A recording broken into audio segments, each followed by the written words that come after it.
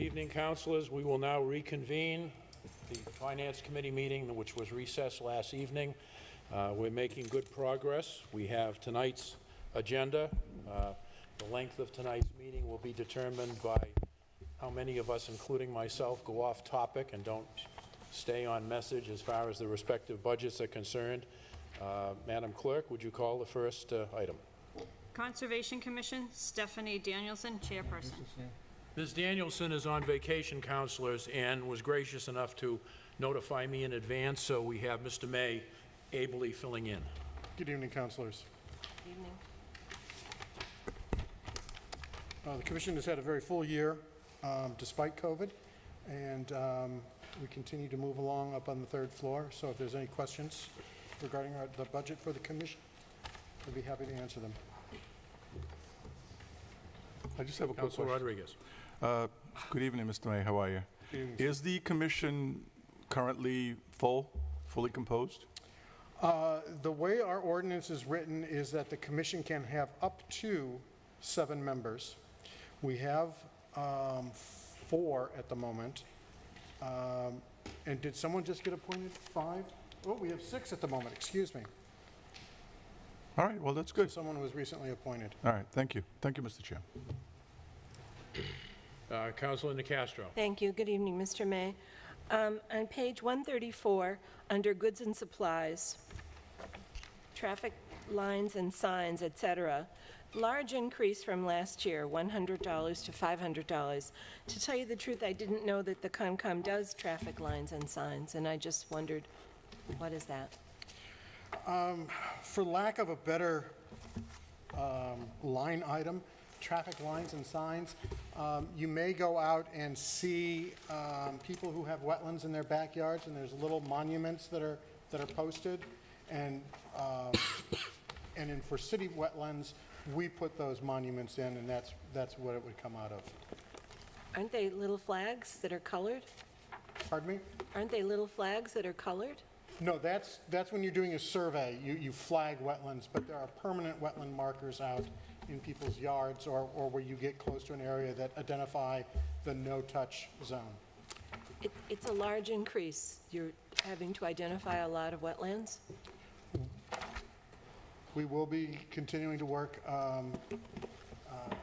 to place markers, also to identify city properties that are currently wet but have no designation.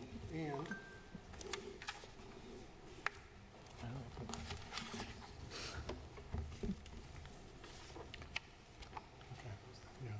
And PS?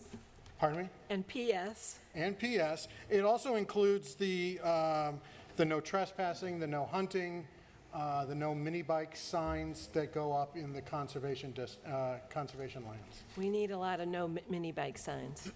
Yes. Thank you. Thank you, Mr. Chair. Councilors, we're on Conservation Commission. If anyone has questions, page 132 in the budget book.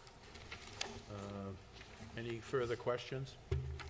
If not, Madam Clerk, would you proceed to the next one? Planning and Economic Development, Robert May, Planner. Good evening, Mr. May. If you have an opening statement, please proceed. Good evening. Despite COVID, it was a very active year. As you can see in some of our FY 2021 accomplishments, we were able to bring forward a plan for Trout Brook.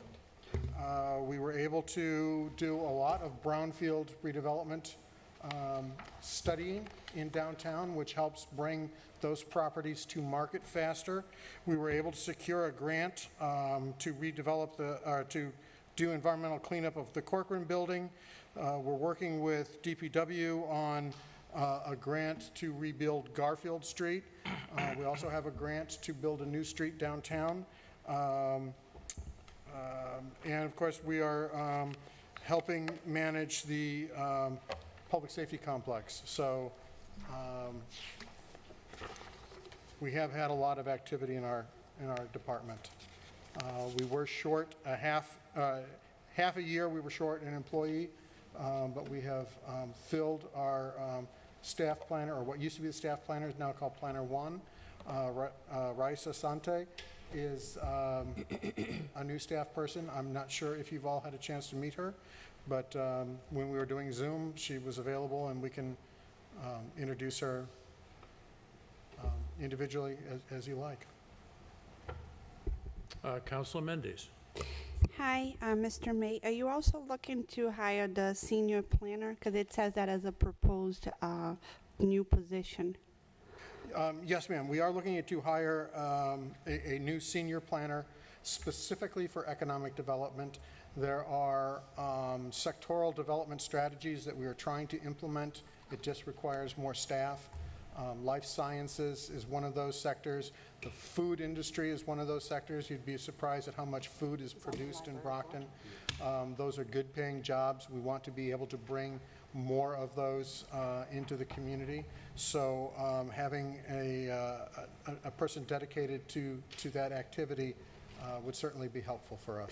You've already started your search, looking for... We have not. 'Cause I you don't have wanna to put wait. the cart in front of the Yes. horse. Yes. Do you have any Not that you're a horse. I know. Do you have any part-time employees at the moment? We do not have any part-time employees. Because in the budget, it has a line item for $10,000 for that part-time employee. You looking to hire a part-time employee as well, or? The strategy here is, you'll notice in our budget there's a line item for a separation payment.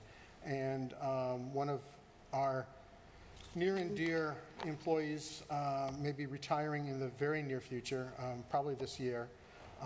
But because of the major projects and major grants that we're administering, it would be helpful to be able to retain her on a part-time basis. So that's where the part-time comes in. Okay, thank you. Councilor Rodriguez. Thank you, Mr. Chairman. Mr. May, can you talk to us a little bit about the development that's taking place at the old BAT terminal, the Sycamore Grove, I think? Sycamore Grove. Sycamore Grove is a project that we hope to implement. There's a much larger plan for the redevelopment of that area as a public outdoor music entertainment venue. We're trying to work with the existing restaurants in that area to open up. Right now, all of those restaurants point out onto Main Street. That's their main entrance. And they use the old BAT terminal kind of like an alley. So it's where their garbage pickup is and their service stores. The Sycamore Grove plan would turn that into a more pleasant public park, a lot more green space. But we're also working with those restaurants to create outdoor dining opportunities, to be able to have outdoor decks or patios, to be able to have additional entertainment out there. So it becomes sort of this conglomeration of restaurant and dining and music experience. Well, the reason I'm bringing this up is because I heard from one of those that there are currently 3 restaurants on that strip. And I was told by one of the restaurant owners that supposedly the funding that came down for decking, the creation or building of decks, will go to 2 of the 3 restaurants. And the third one is basically left out of that whole process. I mean, I don't know how you feel about this. I'm of a believer that either you do it for all or you do it for none. So if that's the case, we need to figure out exactly what's going on, because it makes absolutely no sense that if there are 3 restaurants in that strip, that we are building decks for 2 and not the third one. And that's what I was told. And the gentleman was very upset. I think he actually even came to the mayor's office. I've dealt with him also, and I know, who you're dealing with. We had applied for a grant through Mass Department of Transportation, Mass DOT, to fund through this Open Streets the construction of 3 decks. And because these are more permanent structures, they needed to be engineered and designed by professionals, and they needed to be made both ADA accessible, and they needed to be of a robust strength so that if people are dancing out there or we have instances where the tables and chairs from the dining operation cease, and, you know, it becomes a nightclub. And so that requires a little bit more robust construction. When we did the design and specification, cost out that material, it was 2.5 times what we thought it was going to cost us, and we could not do all of the decks. We tried to redesign the project so that it reduced the size of all the decks. And in fact, what we're able to do, though, now is to build one deck, not 3, one deck. And we've chosen to work with a person right now who does not have a deck. The other 2 restaurants that are there do have decks already. So the thought was it would be better to invest in the person who doesn't have the deck. And if money were to become available, we would continue to work with the other 2 restaurants to make improvements to their decks. Mr. May, you know that we often get stones tossed in the direction of this building because of the unfairness that takes place in the city. And this, to me, makes absolutely no sense. If you have 3 businesses, we should not favor one business over the others. I suggest that we hold off on the entire project until such time that we have either funding to do all or not at all. Okay, Because I will take that recommendation back. Because that makes absolutely, positively no sense. Think about that. If you own a business and the gentleman in the middle actually was more proactive in terms of creating something while everything was shut down and actually build, and the chairman and I were just talking about the food of his place.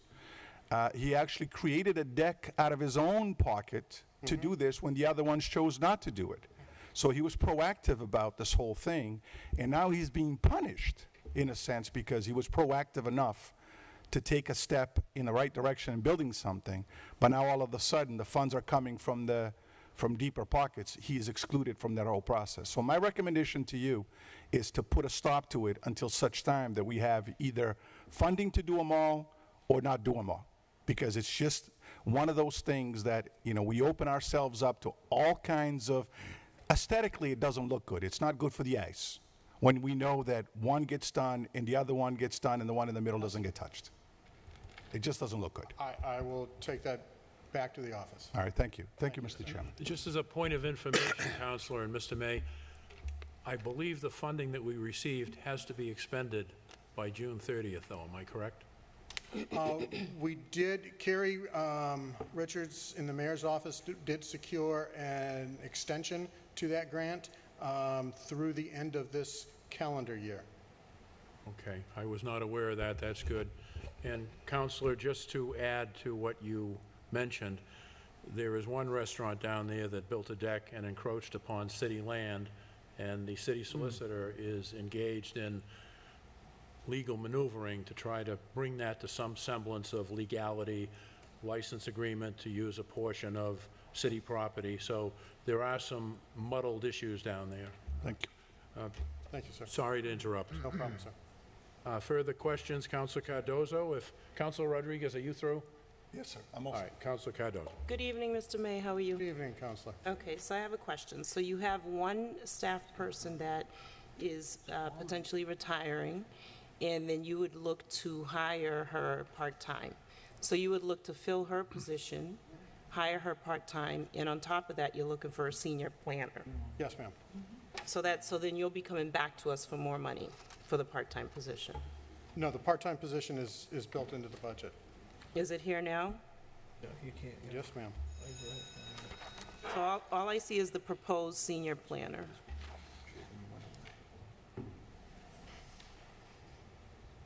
On page 267, there's a requested appropriation for $10,000. under Okay, that's part-time for that salaries. position. Okay. And then, can you explain what the $300,000 is for the downtown diff? Several years ago, 2017, the city council created a diff, which is under Massachusetts General Law 40Q.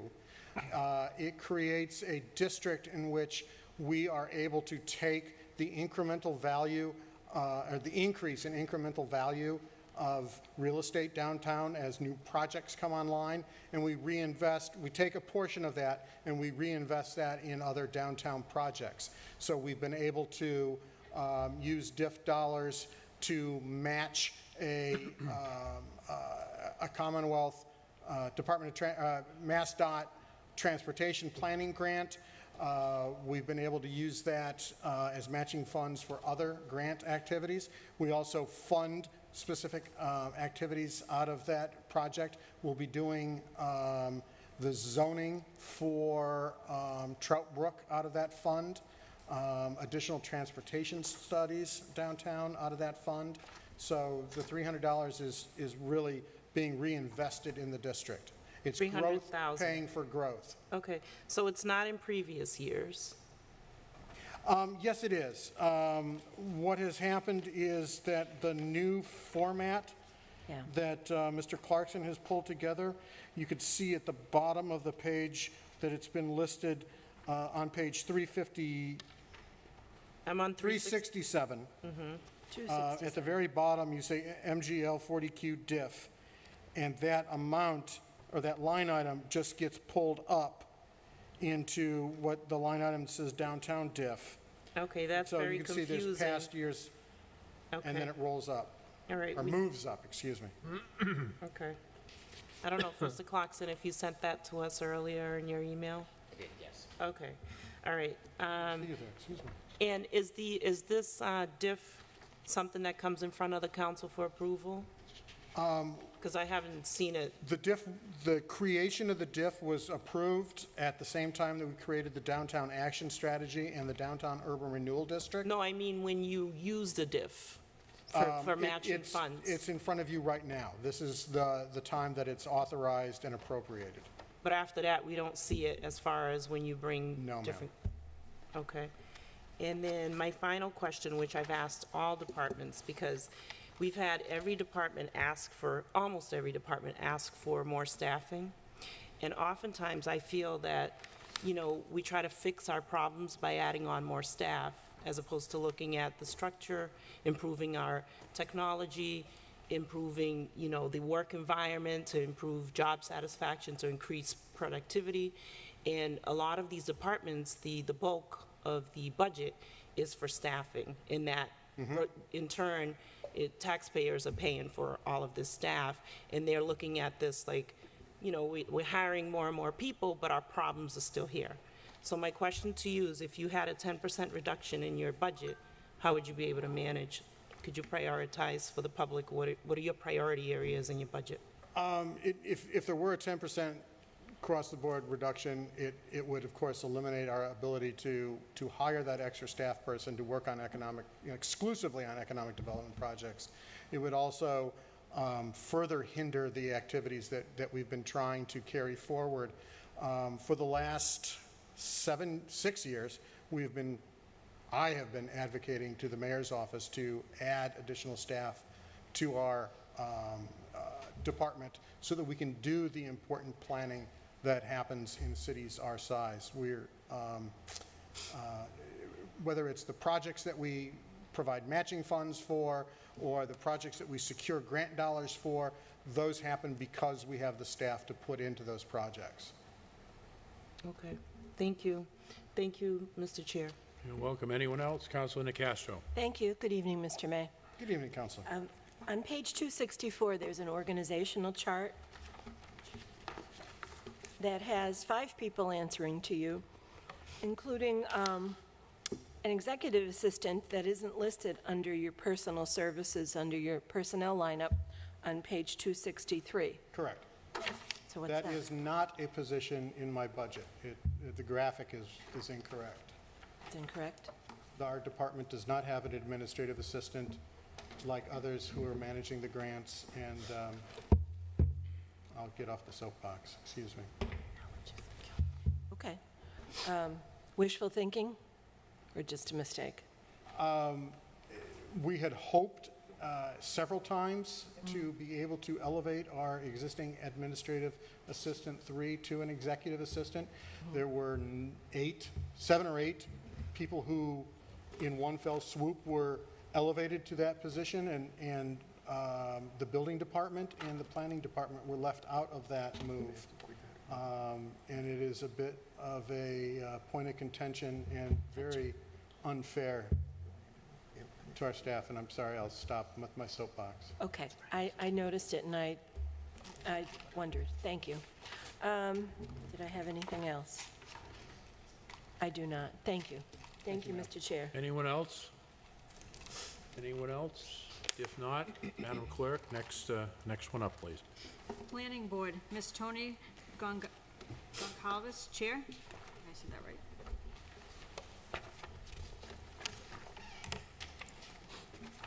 Welcome. Thank you.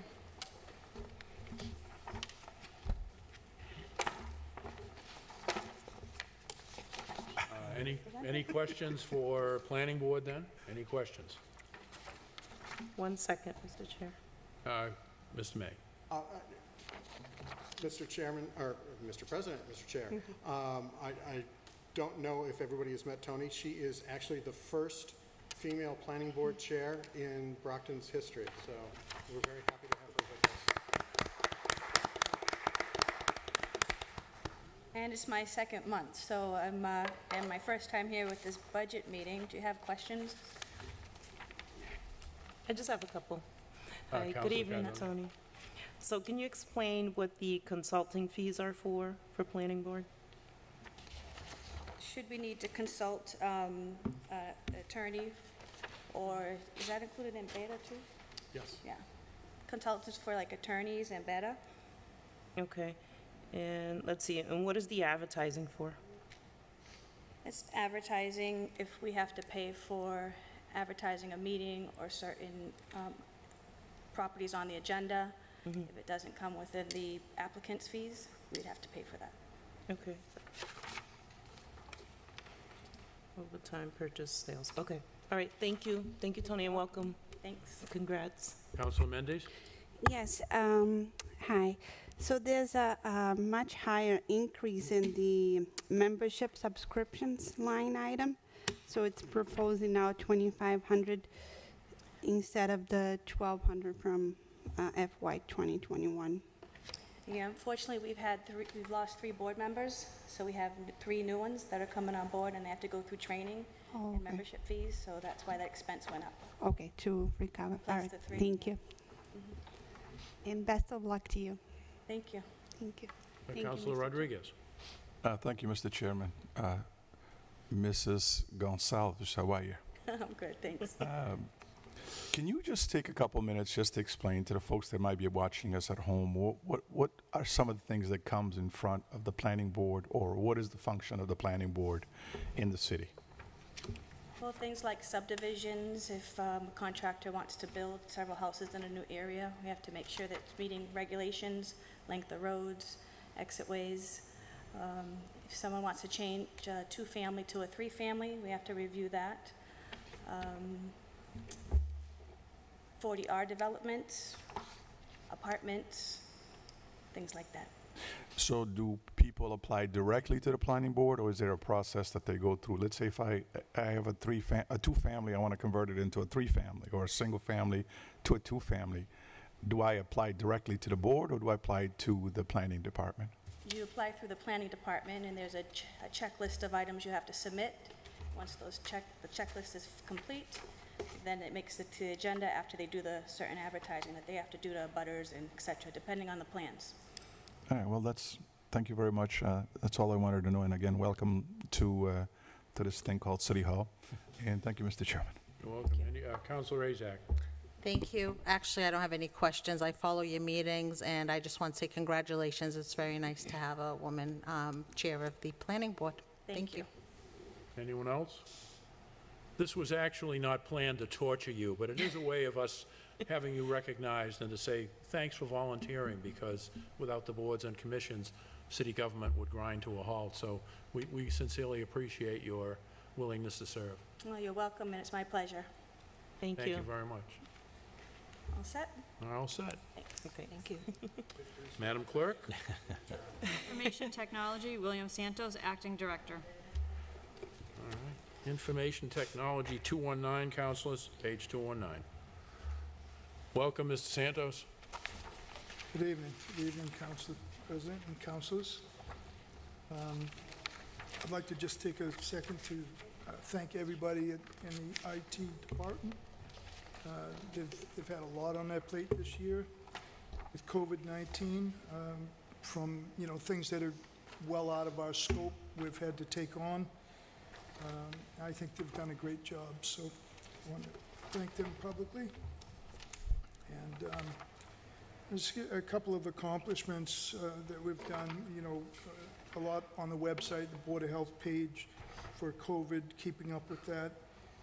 We built a larger IT room at the police department to serve the cameras and a separate network for PD. We've installed cameras throughout the police department for better footage in certain areas.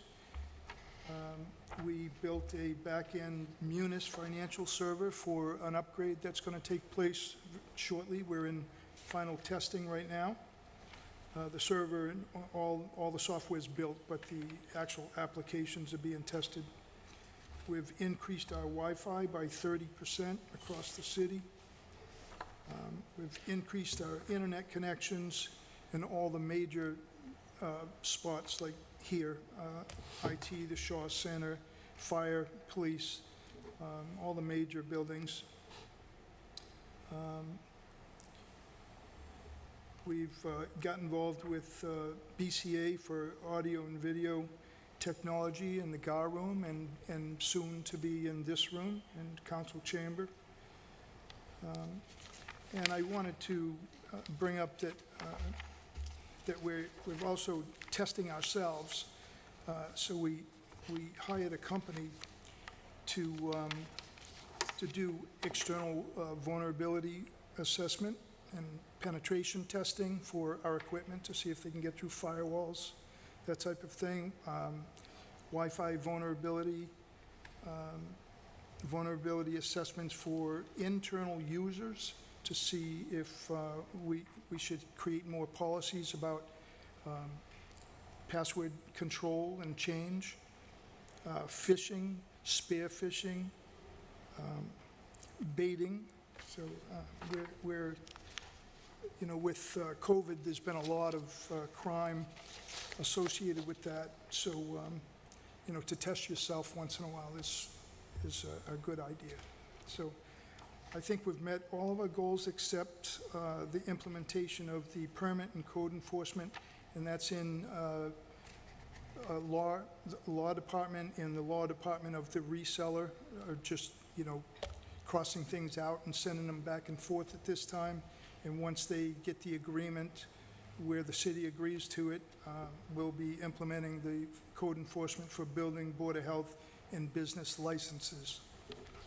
And I just wanted to point out that in my budget, our services are a great deal of our budget, but I want to note that Munis financial software is 50% of that figure, $444,000. The rest is everything else, firewalls, licenses for software, hardware, email, virus control, all those types of licenses that are renewable every year. 40% is personal services, and that's all contractual, people get step raises and so forth. And only 10% of that, or 10.8% of it, is goods, new hardware. Yearly, we have a rotation of about 6 years on computers and about 7 years on servers. So with that said, I'll take any questions. Councilor Cardoza? Good evening, sir. How are you? Good, thank you. So we installed Munis is new to us. I'm sorry, I didn't. Is it new, Munis? We're on the older version right now. Mm-hmm. We've built a new server in Munis, and it's in a test mode. And when that gets completed and everyone agrees with the auditing department and in the school department, will cut over, and I think that's coming soon, within a couple of months. Okay, so yesterday we talked about a financial analyst for the DPW department. And is that software all across the board, all departments? It is, yeah. There's, I don't know the exact number right now, but there's probably 20 modules. And, you know, there's a human resource, there's a business license module, there's a code enforcement module. There's lots of them. Okay, and general how ledger. user-friendly is it? I'm sorry? How user-friendly is it? Is it easy Well, to? this one is, the one coming, you know, the one we have right now, if you've ever seen Munis, it's an older-looking computer interface. The newer one, it's called the GUI, a graphical user interface, and it looks more like a Windows platform. So the background is really the same, but the look is going to be a little more friendly and easier to figure out. And generally, people don't, they need one quick lesson in whatever particular job they do, and they're, you know, they take it from there. Okay, and I think, okay. I'm go sorry. ahead, Sorry. So Munis, you know, the auditor's office uses training on Munis more than anybody else. People like that financial office, if they want to dive into a new process or something. But the general clerks and payroll clerks, that's pretty intuitive, I think. Okay, and would you say that we've upgraded mostly all of our departments in the city? Are we upgrading It's system-wide, system-wide? system-wide. Yeah, it's Okay. one server. They connect from whatever building they're in to the server. Okay, and does your department do all the training? No, not all of it, no. We bring in people from Munis. If the auditor is doing something, let's say like Schedule A reporting for year-end closing of the books or something, they might bring in a consultant or a Munis person to implement a new process. I have one full-time guy that knows quite a bit. He's our in-house Munis person, and he gives basic instruction on to general users, but not entire modules necessarily. I mean, he helps with like the ADA, which is a huge, the reporting of health insurance and so forth. He does an awful lot with HR in that reporting, but Okay, and what would you say, where are we as a whole in bringing up all the departments up to, you know, better technology systems so that we're well, again, more modernized? we do it on a 6-year rotation. We do, you know, we do about $100,000 worth of replacement a year, and that's all we can afford to do. So it takes about 2 to 3 years to get through all of the buildings, and then basically we start over, you know, because now they're aging. But whenever anybody needs a piece of software for their particular job, if their job is changed, they get what they need. So Okay, and you're asking for one more position, is that the vacant, or is that a that's position? a vacant. It's just a We vacant? had someone leave at the beginning of COVID, and what happened is there was a job reclassification that kind of muddied it up a little bit.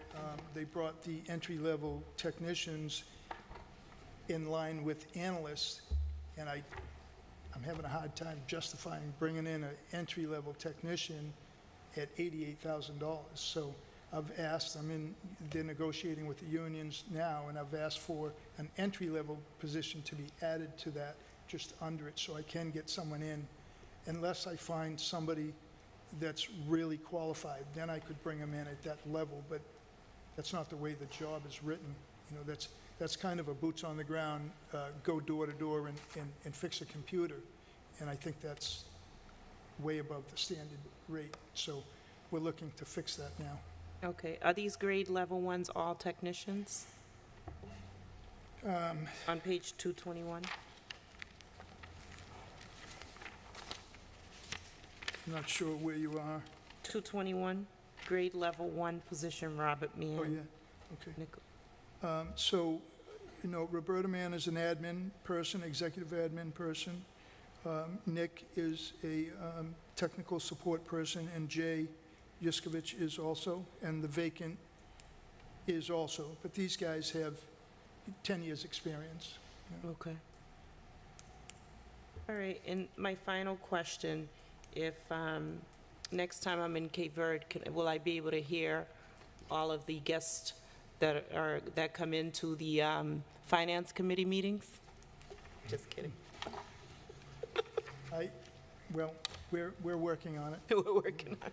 Okay, thank you, sir. Thank you, Mr. Chair. You're welcome, Councilor Rodriguez, and then Councilor Nicastro. Thank you, Mr. Chairman. Mr. Santos, the position in grade level 1 that's vacant right now, you're basically saying that the starting salary in that position is $81,000, according to what I have here. I think they funded it at the maximum, I think that's the high end of the range. I don't have it in front of me. I think it's like, I don't know, 68 to 81 over a 7-year grade period. Because I know some of the guys in this particular group, and they do a great job. Some of them have been here 13 years, and he's not an 81 yet. So he's at 78. And yet the new person coming in, at least according to the book here, is going to come in at 81,000 for the same position. It's just a fully funded position, because what happens is if you advertise within several unions first before you go outside, right? And you have somebody, let's say, that is in another department, engineering maybe, and he's already been here for 7 years, they come in at full grade. It's just the way the union works. So why wouldn't one of your guys who are already in those positions apply for that open position? It's the same job, though. They're in their step, so that's just the max. They will get there. When they reach the 7-year step, they will be there. So you're saying that somebody who might, be doing another job somewhere here in City Hall, has some computer experience, applies for that position, he or she's going to be brought in at a higher rate because they've been here longer? And there lies the problem. That's why I need an entry-level position created within the union, because somebody that doesn't have any experience could apply for it because it is an entry-level technician position. But if they've been in another department for the 7 years and they're at full step, then that's what they come in at. So you're saying that the unions create the position instead of the department creating the position that they need? Well, the union has to accept the position, in which they generally do. If you offer another position to a union, they're going to say, yes, bring it in. But they're in negotiation now, and I've made the request to the law office to create the entry-level position. We had it. Just 2 years ago, we had 5 steps in my department. And then there was a job reclassification, and they bulked them all together, and they created some unfairness for an entry level to the guys that have been there this whole time. Well, this is the issue I have here, because I'm looking at, a department should be able to create the positions that it feels are necessary, and if the unions don't like it, they can file grievance and grieve it.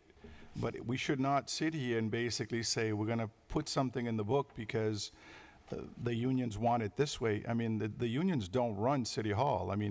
They can grieve it as much as they want to, but we still have the department heads and the departments that actually create what is in the best interest of the taxpayers of this community. It should not be dictated by the union. And that's what's happening. I've asked for an entry level. I don't think they will turn it down. We're just not there yet. They're negotiating. I made the request to the law office to get the 5 steps so that people can earn their way. If they, gain knowledge over time, they will move into the next step, and maybe even the next, become an analyst or something. Right now, if you start as an entry-level technician, you wait 7 years, you're already making what an analyst makes, and they may have had 8 years of, business experience. So what happens if the council decides to cut that position? Well, then, I don't know what you'll do, but that position needs to be filled. It was, it's, now that we're back with No, 60 I agree with you that it needs to be filled. I'm just saying it, I don't think it should be filled at this particular level. Oh, no. It should be filled based on your needs and the way you want it done. Right, and I've made the request, so I think it just had to be budgeted for the full extent of the scale of the job, because if I awarded that job to someone in another department and they already have the years in, that's the step they're in. That's the way the union scales work. If you've already got 7 years in and there's 7 steps, then that's what you would move into this job. You don't start at the bottom and then work your way through the 7 steps. That's just not the way it works. So you could go from let's say a $40,000 a year position to an $81,000 Could, position, could. just because you've got, you moved in from whatever position you applied Sir. for. Yes.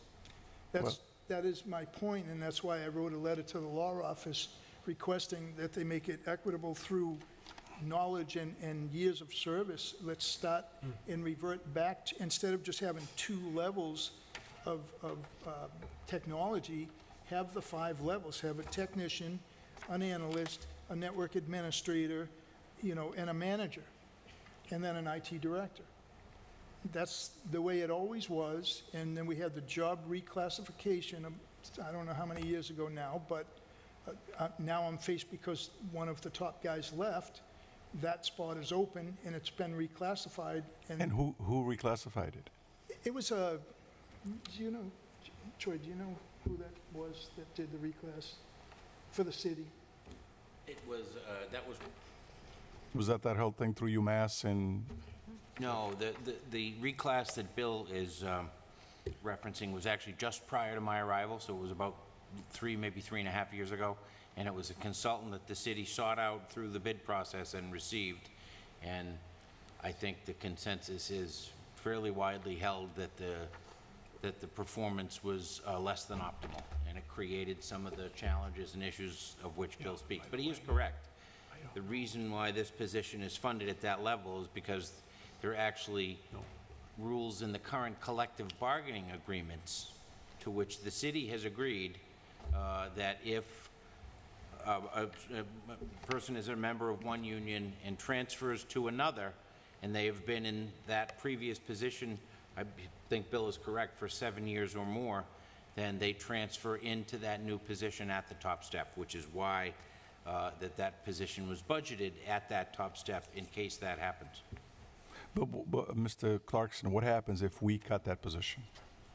Well, that's obviously within the funding, cutting the funding is Right. within your discretion, and there wouldn't be sufficient funding in the department to fill it And at then, any level. and then he can come back later on and basically, again, petition the process to get funding for a position that gets created. So what happens in that particular aspect? Should you cut the funding for that position and Bill is successful with the law department and the union in creating a new position, then he would have to seek through the mayor and me a transfer to next year's budget to then fund that position. Okay. Well, I want to, just to go back to the expense summary here, I noticed that in your consultant, and this is page 223, in FY 2020, you used $6,000, $6,300 for a consultant, but for some odd reason, that's now ballooning up to $60,000. Well, that is not true. That's, I don't know how, I think that was possibly the year where all funding got frozen and taken if you hadn't used it. So maybe that's all I used, but it's always been $50,000 forever. Actually, it was $75,000 prior to this mayor, and he cut it back to 50. So I don't really know. I think that's because that is actually what was spent before all our funding was frozen. During, at the beginning of COVID, I believe that's how that happened. You also stated that 40% of the close to $1 million worth of equipment / maintenance is from Munis. 400,000. It's licensing Yeah. and support. Yeah. Are there better or more inexpensive interfaces that other municipalities use? You know, we've looked at different options for years, and it's hard because for 20 years now, you know, you build on, it's a building block kind of process. So you start using it, and then you pay for enhancements, and other towns pay for enhancements, and as auditors and financial people find more that they can do with it, you build on it. So it sort of ingrains you in it, and it's very hard to cut away and just say, we're gonna go to some canned piece of software that says it does financials. You'll very quickly find that it doesn't do what you were doing, you know? But what are some of the other interfaces that the other municipalities, like the cities of our sizes, I don't use? have the names right now. I could look into it again. We've had people come in and show the auditors and myself various things over the last 10 years, a couple of times, and, you know, the consensus was, let's stay where we are. Yeah, because, I mean, I've used Munis, and it's very antiquated. I mean, unless it's changed in the last couple years, it's somewhat antiquated, to be honest with you. The face of it looks like an old, you know, 80s or 90s computer style green screen type thing, but it has some backbone. It has some power. It does everything that they need it to do. There's a lot of clicking, and hopefully in this new version, people are going to be a lot more satisfied with it. It's, you know, as I said, it's called a GUI, a graphical user interface, so it looks and feels more like a Windows application versus, this actually looks kind of like an old DOS application, you know? So I think we're just so ingrained in it, and people know how to use it and get the most out of it, that it's never made a lot of sense to try to totally get away. And in today's world, with all this ransom going on for software out there, how safe and secure is the data in Munis? Well, that was part of what I was speaking about a minute ago with assessing ourselves. You know, we have vulnerability assessment and penetration testing, which people actually come in, they ask you all kinds of personal questions that they might find in your Facebook or text, you know, whatever you're doing. And they try to put together, you know, your dog's name, your mother's maiden name, whatever they figure out, and they try to brute force enter your servers. And they failed on us, and I don't want to say that to the world and have some great hacker come in, but you know, so a cloud option, this is our own server farm, it's in-house, so it's not out there hanging out on the internet. So I think it's a little more safe than having a cloud situation where, and by the way, the Munis cloud situation is $1 million, not $400,000 a year. And we just priced that. Okay. And lastly, I just want, I think 2 years ago, Council Farwell kind of brought this up in terms of the organization of the IT department. You've been the acting director of IT for at least since I've been in city government, going back to probably the days of, at the end of not the end of Farwell, the end of Harrington. And we used to have a chief information officer who left. And you've been functioning as that for all these years. When are the plans in terms of stopping this acting thing and get a director of IT in place? Well, we've had discussions, and by the way, some of that needs to be clarified. Arthur Bromfield, 23 years ago, when I started, was the director of IT. He was a school department director. Don Fongelas was the acting director. Unfortunately, Arthur got ill and left, and Don was the acting director for better than 11 years. And then I took the position as the acting director, and it just wasn't a city job. So for many years, there was no director of technology on the city side. I think there was one created, and I don't really know when, but it was way down on the scale, and it should have been revised. And 4 or 5, before Mr. Clarkson came in, they had a department head review from the Collins Group, and they did not include me. They did not include me. So, don't know why. So it's been that way. And everyone I've ever spoke to said, well, when you retire, we'll fix that. And that's the way it's been for me for many years. I've been doing this since 2010. But is this something that you chose to do, or is this something that the city is basically saying we'll stay away from that until that time comes? Well, I think it was a kind of a mutual agreement that, there are 2-year mayors, and to be appointed by the 2-year mayor, they asked me if I wanted it. I said no. But they've never offered any pricing, any upgrade of the job. The job is $26,000 less than what I make. So it wouldn't make good business sense for me to take a downgrade of $26,000 if they don't want to get a good look at that. So. But is that position still in the books? And Councilor Farwell is the one who told me that it was somewhere in the 90. I didn't know that. I thought it was more like 50 or 60,000 still. But now I understand it's somewhere in the 90s. And I make 116, so, I don't think it makes a lot of sense to say yes to that. But if the city was to make you the director of the department at 116, and whatever change comes along with that stuff, what would be the problem? I don't have a problem with that. Okay, all right. Thank you, Mr. Santos. Thank you, Mr. Chairman. But just as a point of information, though, at least now, are you covered by that, I call it the certain department heads union? In other words, is your current position for which you're compensated in a union? It is in the union. It is in a union. So, Yes. Councilor Rodriguez, that would be one of the problems, is he would give up his union protection if he were to become appointed to an ordinance position.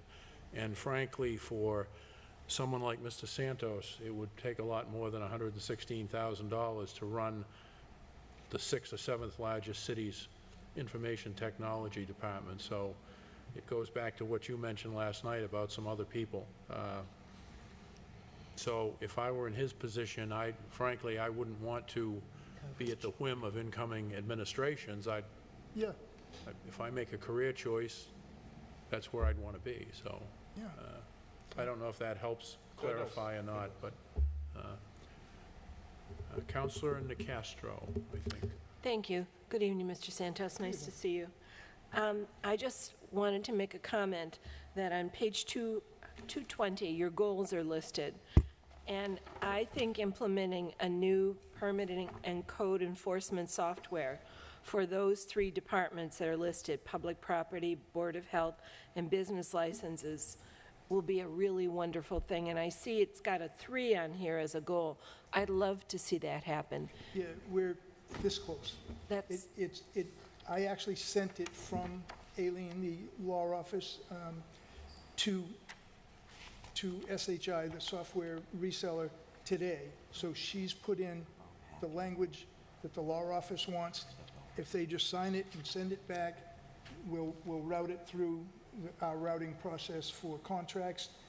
Once it's signed, it shouldn't take too much more than a couple of weeks, and we could start implementing that. And it's called Citizen Serve. It's a nice piece of software. That's great. For myself, I get a lot of calls about properties in Ward 4, and to be able to look in one place and find the answers versus making 5 phone calls and still doing a Google search will be a tremendous help. Yeah. So I think that's terrific, and it will also be helpful to some of my constituents who have to apply for licenses and things from the city. Online, sure. Thank you. That would be great. It's much more expandable, but that's where we're going to start with the Yes. 3. Yes. Thank you. Thank you, Mr. Chair. Councilor Razak. Thank you, Mr. Chairman. I actually just have a statement to make, and that's that I know I've served on the IT board for many years, and I have to thank you for your service to the city, and I know you're always looking to save money. wherever you can, and you're always making suggestions to the board and to the city of how we can be better. So thank you for all you do. And I know Bobby in your office offers, there's a lot of training that's available to city employees, and she always puts that information out to the department heads if, we need more employees to take advantage of that. There's a lot of free, wonderful education that's being put out to our, to the city employees, so we need people to take advantage of that, as well as get direct deposit, which saves the city a lot of money. So there's a lot of ways we can save money, and I know, I just want to thank you. You're always trying to do your best. Thank you for all you do. Thank you, Mr. Chairman. Welcome. Anything else for information technology?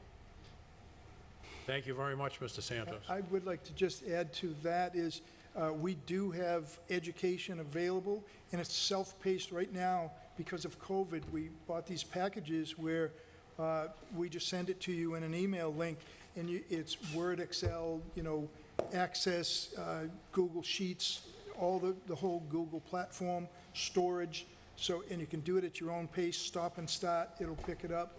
I have 50 licenses. Any takers? Great. Thank you again. Thank you. Thank you. You're welcome. Thank you. Thank you. Madam Clerk? Veteran Services, David Farrell, Director. Page 313, Councilors, welcome Mr. Farrell. If you'd like to Thank you, make a Mr. President. statement, please proceed. Certainly. Thank you for all attending the Memorial Day service over at the War Memorial Building. I really appreciate that. So the veterans. Today's Veteran Service Office is engaged in connecting with the VA Medical Campus in Brockton, Father Bill's Mainspring, Old Colony Elder Services, Brockton Council on Aging, the Brockton Family and Community Services, the Brockton Housing Authority, and a myriad of other social service agencies in the region to assist veterans and their families find affordable housing and the medical services they need. Many of these agencies are often the first point of contact for veterans who have forgotten their military service benefits in the scrum of life. That concludes my opening statement. Have you had a chance to... Any questions, Councilor Cardozo? Good evening, sir. Good evening, Council. So I'm sorry, but the budget book has these grade levels, and I'd like to know what the positions are. Certainly. So grade level 2 on page 315. It would be nice if they had the actual position. So that would be the Veteran Service Officer, who's my assistant. That position was put together by combining two part-time positions that had existed up until 2 years ago. So that's the second step of the Veteran Service Investigator, I think is the correct title. It's not an accurate description of what the person does, but that's the nomenclature of that position. And it's a four-step position. Okay, and how many veterans do you service in the city ballpark? Well, I would guess, Barely. this is a guess, based upon information that is provided through the VA's database that tracks by zip code and county. There are approximately 5,200 veterans in Brockton that are serviced. Now, that doesn't mean they all call my office every day. I don't get more than, say, 10 calls, 12 calls a day from veterans. Yeah. Okay, so 5,200, and you don't service outside of Brockton? This is just only Brockton, or are you servicing folks outside of Brockton? Well, during COVID, as you can imagine, a lot of the communities that surrounded Brockton closed down their town offices. So veterans in those communities who couldn't get someone to return a phone call and they couldn't communicate with them electronically did call us for VA assistance because the VA, in fact, was closed down for in-person contact. So I made some discretionary decisions to accept veterans and do the work for them, interacting with the VA if the person in that town was not delivering the service to them. We probably added 15 to 20 clients over the 8 months. It's not a cumbersome amount, and I thought it was justified given the fact that they really had nowhere else to turn, and our office was manned all the time. Okay, and so we do have the VA here in Brockton. How much overlap occurs between what you do and what the VA does? Well, there's a little bit of overlap in terms of providing compensation applications. The VA does do some on-site work, but it's generally provided by a fraternal organization that's made up of volunteers. So as you can imagine, over the last year, there's been very little active uptake of compensation cases at the hospital. So I've been doing any work that normally there should be a So you were more little... like a liaison between the community and the, do you? Yes, there are liaisons at the VA who interact with my office, generally in the areas of mental health and substance abuse. That's where we're most closely interact, because many of the individuals who undergo treatment pass through the VA to Father Bill's Mainspring and establish a residency in a community that provides a single-room occupancy location for them to seek follow-on services once they've, departed the VA's treatment program. Okay. I'd like to see more about what your department does. I feel like from the other departments that provide similar type of services, we get frequent emails about different events that they're doing in the community for certain populations, and I'd like to see more of that. For folks that question why we have this department, we're fortunate to have the VA located in our city. I think it would be more important if you're more visible in the community so that they see more of what the department is doing. Is that something that you Certainly. think Well, perhaps I've never mentioned this recently, but we're mandated by the state to have a presence in every community. Okay. So every community must have a person who fills my position. Generally, it is a full-time job in a larger community. In a smaller community, it's part-time, but it must be held by a veteran to outreach and establish contact. So I imagine when we do have our Health and Human Service Department, that someone like that would fall under that department. Yes, But for yes. folks that say we have a whole department with staff with a, a pretty significant budget, it's good to, have these conversations so that they understand what you're doing. But thank you very much for your service. I love my vets, and I appreciate all that you've done. Well, thank you. Thank you, Mr. Chair. Thank you Not very this much. vet, though. Minus this one. All right, Councilor Azak, Councilor Mendez, Councilor Thompson. I'm going to be very quick. I just would like to thank you for your service to the city and your service to our country. Thank you for all you do for our vets. It's not an easy job, and especially during this past year, it's been tough, even coordinating some of the special events in the city, but thank you for all you've done, Mr. Farrell. You're welcome. Thank you, Mr. Chairman. You're welcome, Councilor Mendez. Yes, thank you so much. I wanted to ask you regarding the cash benefits. It actually decreased in the budget this year. How is that number calculated, and approximately how many veterans are currently actively receiving it? I'm actually in the accounts committee, so I do see the checks going out. And is this like a grant that the city receives, or can you just elaborate and explain? So the program that you're referring to is understood, it's called Chapter 115 benefits. So it's a Mass General Law regulation that's parallel to Chapter 118, which deals with welfare benefits. So Chapter 115 is specifically devoted to assisting veterans who fall either under 100% of the federal poverty level or between 100 and 200% of the federal poverty level, and provides direct cash assistance on a monthly basis to veterans who need help with apartment rentals, housing costs, fuel heat assistance, medical reimbursements for ongoing medical issues that can't be treated at the VA, or the spouses of the widows of veterans. So when I started in 2009, there were about 117 active cases on a monthly basis. By 2014, it was up to 165 cases per month. It's now fallen back down below 80 cases. We're now at 78 cases currently. And that's that parallels loosely the percentage of veterans who are in the Commonwealth of Massachusetts. When I started, there were about 425,000 veterans, and I believe that number is somewhere around 250,000 at this time. So that correlation indicates why the monthly amount has gone down and the annual budget for assisting those veterans has gone down, and appears to, it's going to continue to go down until it hits really about, I would say, 450,000, 8 years from now, somewhere in there. Because you got to adjust for inflation and other things as well. And there's always, the Commonwealth could increase the pool of veterans who are eligible for this by changing the law, which could happen. Yes, Does that answer your question? no, it does. Thank you so much. I think it's a great program, and I hope that they increase those who can qualify for this program, because I'm sure there's a lot more people that really need it, but probably don't qualify as it is. That's true. That's true. Thank you, Mr. Chairman. You're welcome. Councilor Thompson. Thank you, Mr. Chairman, and good evening, Mr. Farrell. It's great to see you again, and I'd like to echo Councilor Azak's comments of thank you for what you do for our veterans in this city. It is much appreciated.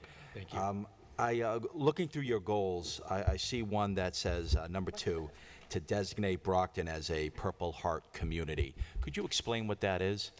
So that's a designation that is sought after by communities that have Purple Heart recipients in their community. The state will authorize that once we apply. It's something that has to be asked for and then approved, and I have to be able to provide substantiate the numbers of Purple Heart cases in the city and go to the state for approval for that.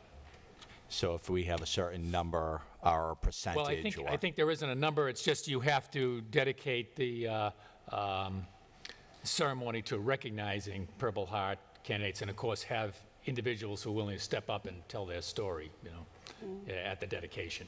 So it's not that complicated, but you do have to go through a process of applying and being granted that designation. So then throughout the year, we would have some additional ceremony honoring our Purple Heart recipients? I'm targeting August 7th for that, but right now, because that's the annual date for recognition. Oh, that's wonderful.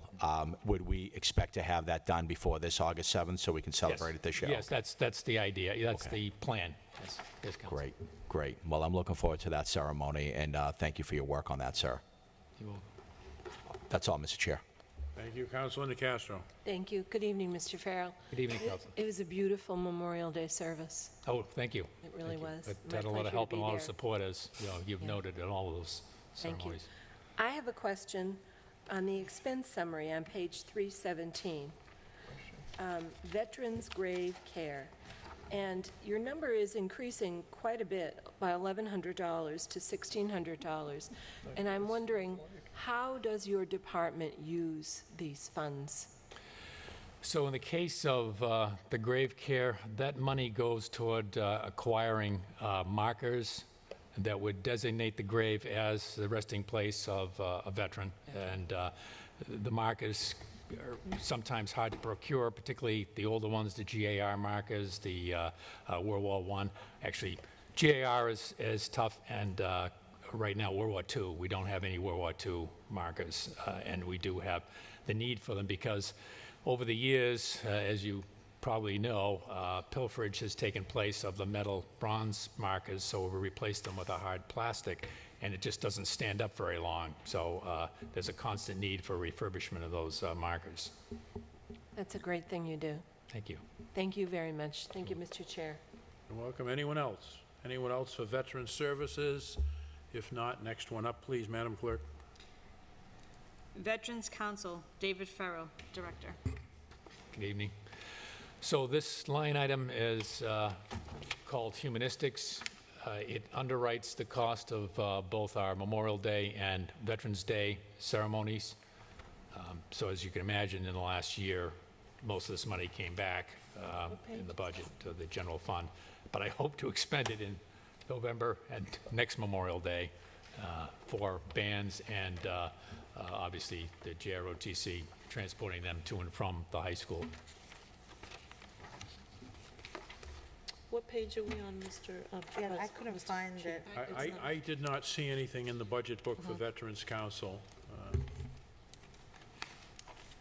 However, we have Mr. Claxon if he wants to, someone want to give a brief overview. I forgot them. top of 317, thank you very much. It's right there. 317? Yeah. Yes, at the top, Okay, so it's basically an 11,000 Yes, that's appropriation correct, for the yeah. entire year. that's correct, Okay. Council President. And it's all, no personal services, just No, that's goods and correct. supplies. Anyone else? No. Counselor Thompson? Thank you, Mr. Chair, and just, Mr. Farrell, are we expecting a Veterans Day parade and Yes. service this year? Yes, we Okay. are, yes. Great. I do anticipate, we would have had the band at the ceremony Monday, but it rained, and there was some restrictions on spacing between the band members, so we couldn't have them inside. I'm sorry for that. Okay, great, that's another ceremony I'll be looking forward to. Thank you, sir. You're welcome. Counselor Rodriguez? Well, thank you, Mr. Chairman. Mr. Farrell, I'd like to see, as someone who actually served in the city, in the military as well, to me, Veterans Day and Memorial Day are big events as far as I'm concerned, especially with, when I was in the Navy, one of my responsibilities was flags and, dealing with all that other stuff that communications people deal with. I was just wondering, why is it that with we've got great kids in this community that are great singers, we can't get some of these youngsters to kind of get involved with us in the celebration of both of those events, Memorial Day and Veterans Day, in terms of, having some young person from the community singing at least a national anthem or something like that, because we got some great singers in our communities.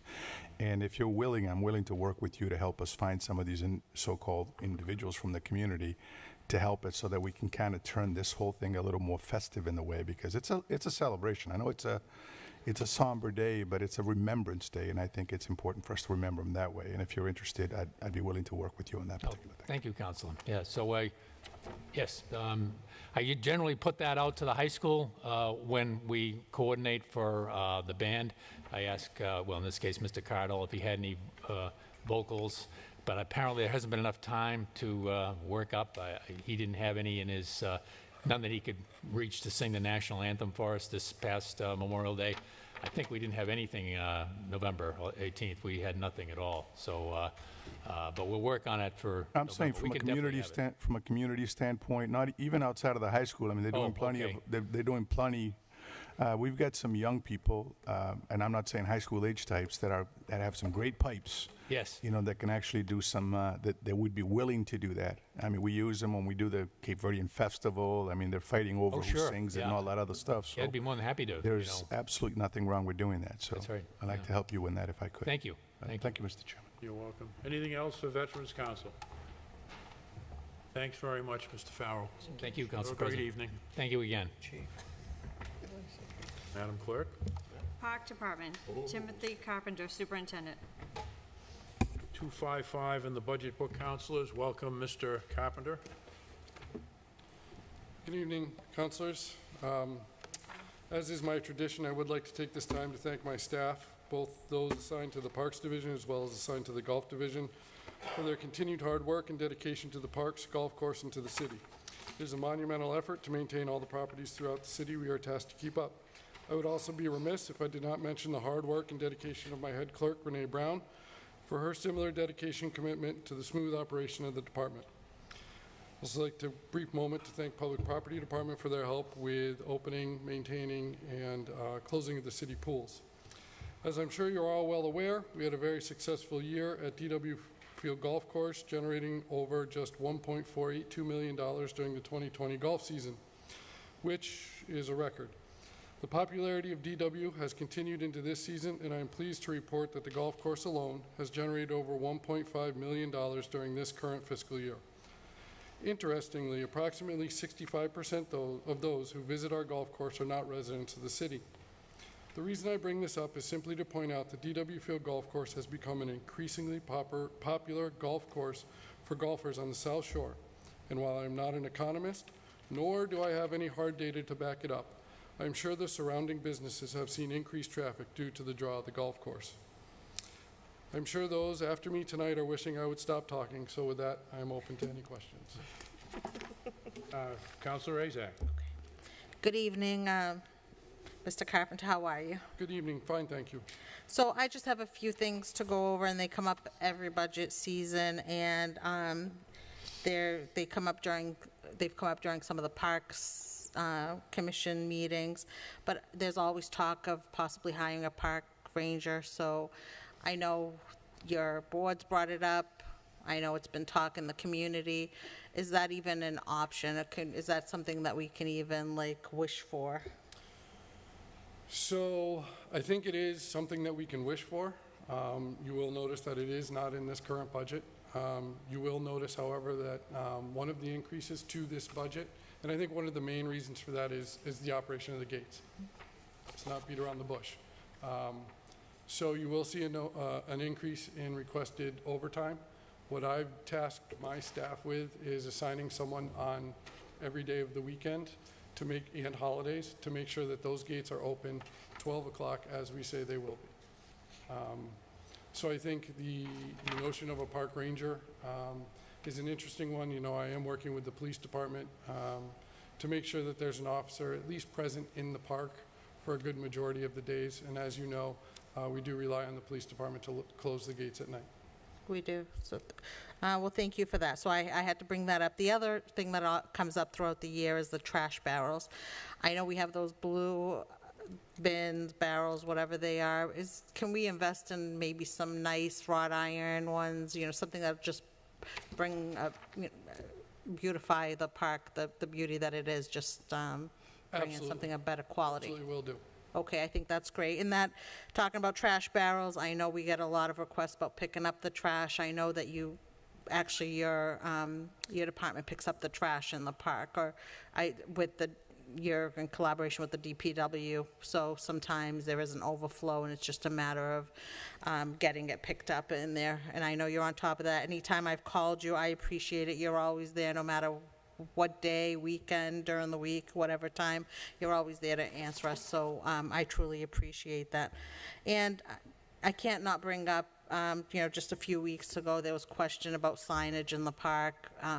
You know, growing up in Brockton, we always knew you don't go in the water, but you and I have had a conversation of possibly just, there is signage that's already existent, but maybe adding some signage in specific areas in maybe multiple languages so people can... That is definitely already on our agenda, so that will be taken care of within the next couple of weeks.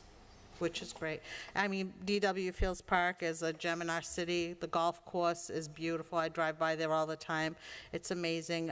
Thank you for all you're doing for Ward 7, so we appreciate it. And just, you may be able to give us some information. I know that DW Fields Park Association, which is separate, is planning a movie night in the park.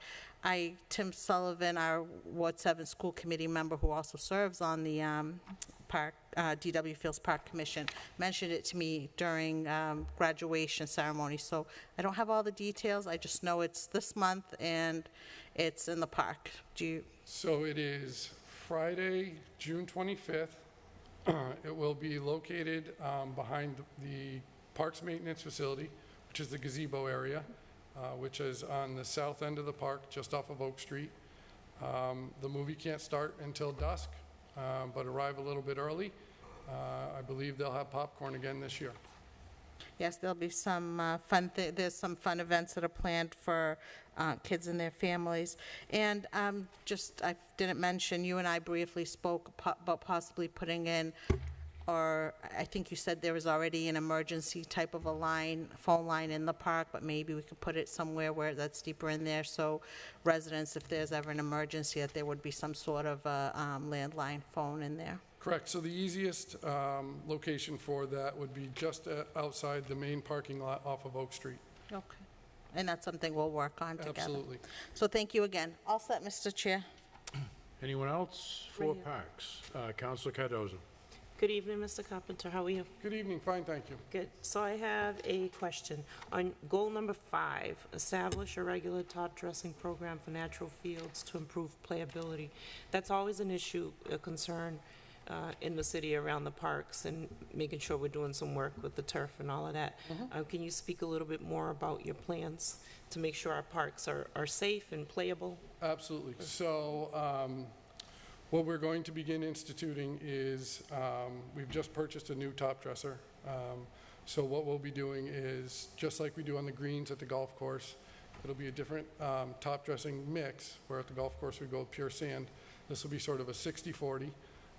And what it will do is it'll even out a lot of the playing fields that right now are a little bumpy and rough. It'll fill in those low spots, and it'll also provide a good medium for us to grow additional grass in those areas to improve the overall condition and playability of those fields. Okay.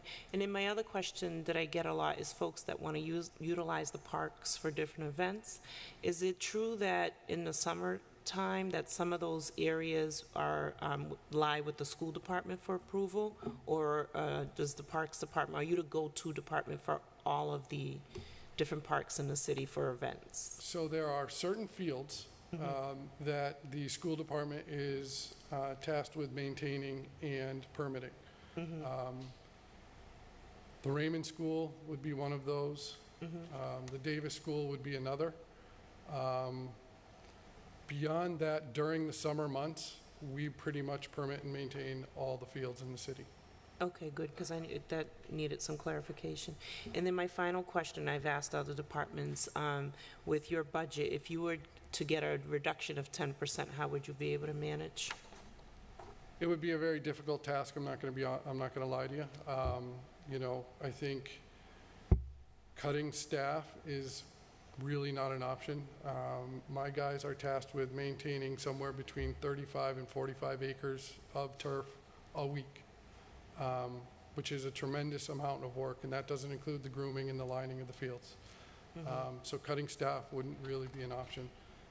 And we do utilize the overtime hours to try and get all of that done.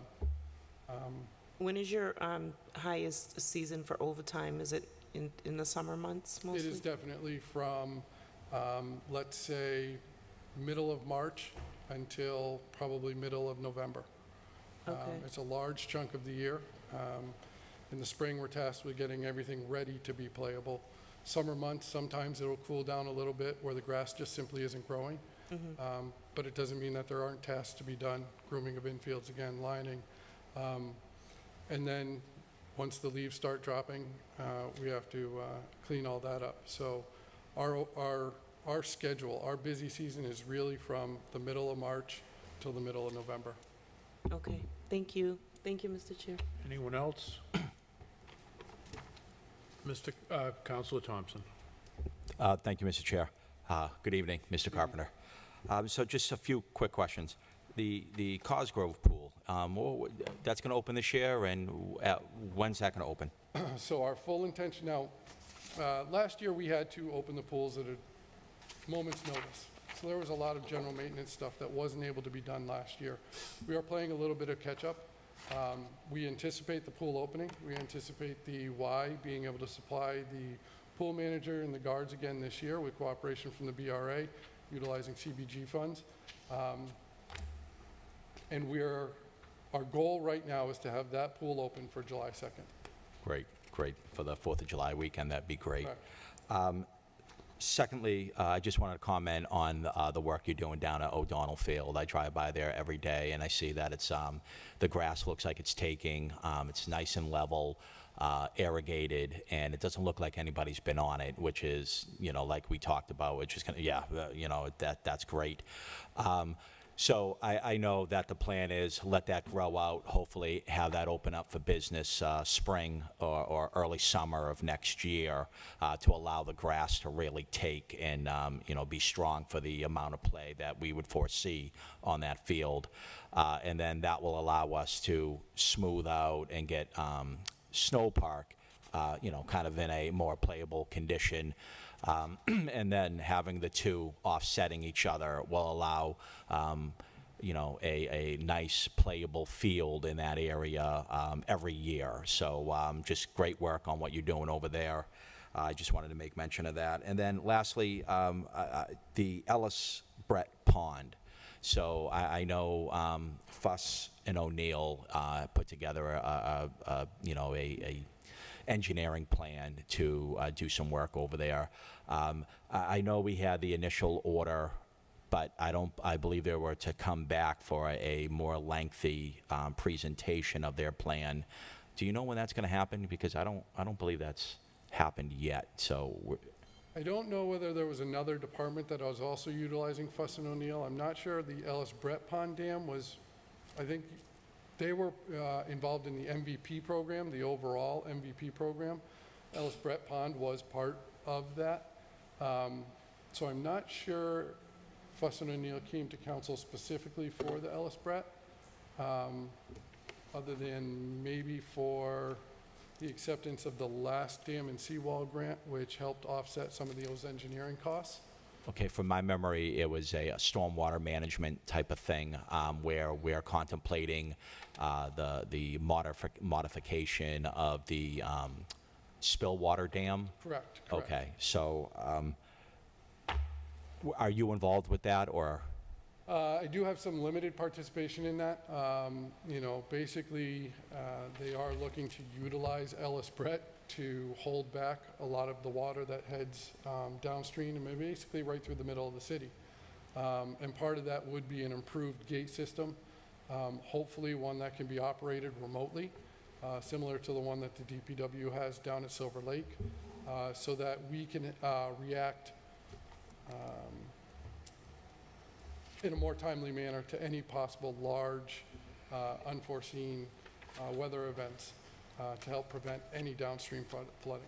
So is it the Parks Department that currently maintains the existing water gate, and then you would maintain any new water gate? So we would work in conjunction with the DPW, and that's how it's working right now. Right now, it's manually taking out and putting in weir boards.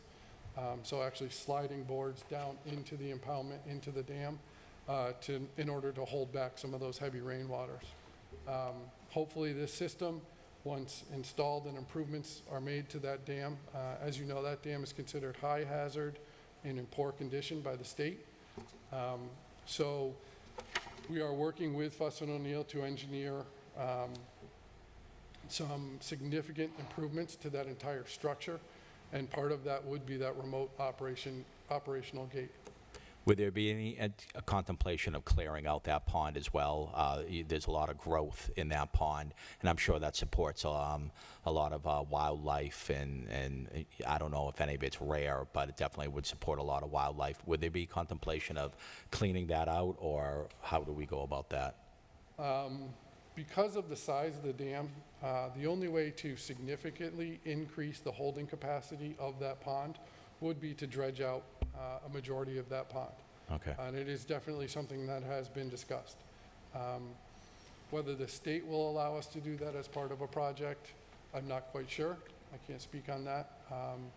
And, you know, there would obviously be some hurdles with, I would imagine, Mass Historic and Conservation Commission. Yes, I believe there would be. But thank you again for your work in our Parks Department, and that's all I have, Mr. Chairman. Thank you, Councilor. Anyone else? Councilor Nicastro. Thank you. Good evening, Mr. Carpenter. Thanks for being here. I have a question on page 260, under purchase of services. Banking services, $47,000 a year. Now, last night, Parking Authority had a somewhat large amount for banking services, and I didn't ask it. So I'm definitely asking you. Your number is even bigger. Yes, so that line item is what we use not only to pay for our POS system at the golf course, but what we found is that increasingly people don't carry cash anymore. Right. And so everyone is paying by a credit card. And of course, you have to pay to have those credit card transactions processed. So the fees that we are required to pay to have those credit card transactions processed are reflected here in that line item. So the more people play, the more we kind of have to pay. That's a lot of money. It is. It is. It's unfortunate, but in theory, if it's money that the golf course pays back. Okay, thank you. Thanks for helping me today. Oh, no problem. We'll get to that next, right? Anyone Yeah. else? Anyone else for parks? If not, stay where you are and We know the next one up. Cemetery, Timothy Carpenter, Superintendent. 115, counselors in the book. Counselors, thank you. Thank you for having me here this evening. I know I sound like a broken record, but I do want to take this time to thank the staff of the cemetery department. The department as a whole can only accomplish our mission through the hard work and dedication of those employed. From those in the field to my administrative assistant, Lorraine Hardeman, it is through their efforts that we are able to accomplish our cemetery department's mission statement. While the rate of burials returned to pre-pandemic levels since the last time I was here on our budget, it has still remained very busy. In this current fiscal year, the department has completed 308 burials at the Melrose, 12 at the Coeset Cemetery, and 2 at the Union Cemetery, for a total of 322 burials, which averages again to about 1 a day if you include Saturdays. All of this on top of the upkeeps of the grounds, including another, in my opinion, successful Memorial Day presentation, are the result of my dedicated staff. We have also completed our expansion work on the Central Grove section at the Melrose Cemetery. Our first burial there took place in early February, and to date we've had 42 burials in that section. We are hoping to get another 3 to 5 years out of that area, and plans for the next expansion using the remaining balance of the bond money have already begun. With brevity in the rearview mirror, I will now answer any questions you may have. Counselor Cardoza. Mr. Carpenter, there are those that say we should privatize cemetery to save the city some money. What say you? I don't think you would save money, ma'am, to be perfectly honest with you. We have 4 gentlemen that have executed 322 burials in 1 day, or 1 year, I'm sorry. We have 1 administrative assistant that coordinates and schedules all of those burials. I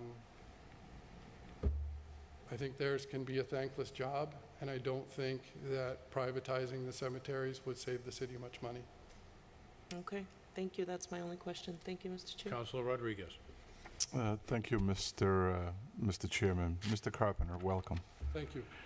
I think I kind of even asked you this before, but I'm going to bring it back up again. We are going to run out of space in the city real soon in terms of burial. I honestly don't see another spot somewhere in the city where we can open up a new cemetery, so we're going to run out of space. So why would you not look into the stackable way of burying, let's say doubles in the sense, in the city? So in our brand new Central Grove section, we specified and excavated out 6 feet down to remove all the large rocks, impediments that we may come across, replace material. But I think you're correct. I think that in the future expansions that we're working on now, we are going to have to require to go 12 feet deep, to excavate out 12 feet deep to remove all the impediments in order to minimize the total surface area per plot. I think you're absolutely right, sir. So is that something that you and your board can kind of look into and see how we can start? I think you're right. I think moving forward, we are going to have to look into improved equipment to be able to allow us to dig double deep. But I think our expansions in the future will have to be set up to be able to do double deep. Because the way I'm looking at it, I probably have about 10 to 15 years, and the way things are going, I don't think I'm going to get a spot at Melrose. So, and I like to be put there for some odd reason. What about another issue? That was supposed to be a joke. Nobody laughed. Are you guys planning on something? Thinking if you've got 10 or 15, I don't want to estimate my... I'm gonna pre-book mine, Counselor. Oh, yeah, okay. That makes me feel so much better. But I wanted to ask you another thing, because I've been at Melrose a little more than I wanted to be in the last year and a half or so. But as a matter of fact, I think we have a couple more funerals this week. One tomorrow and another one on Saturday there. So when you drive through Melrose and you look at the old sections, there seems to be like a lot of open space where maybe years and years and years ago when people were, burying their loved ones, they might have purchased 4 or 5 spots and maybe they only used up a couple. Is there a way to find out? Because one of the things that happens all the time, and you and I have talked about this every time something,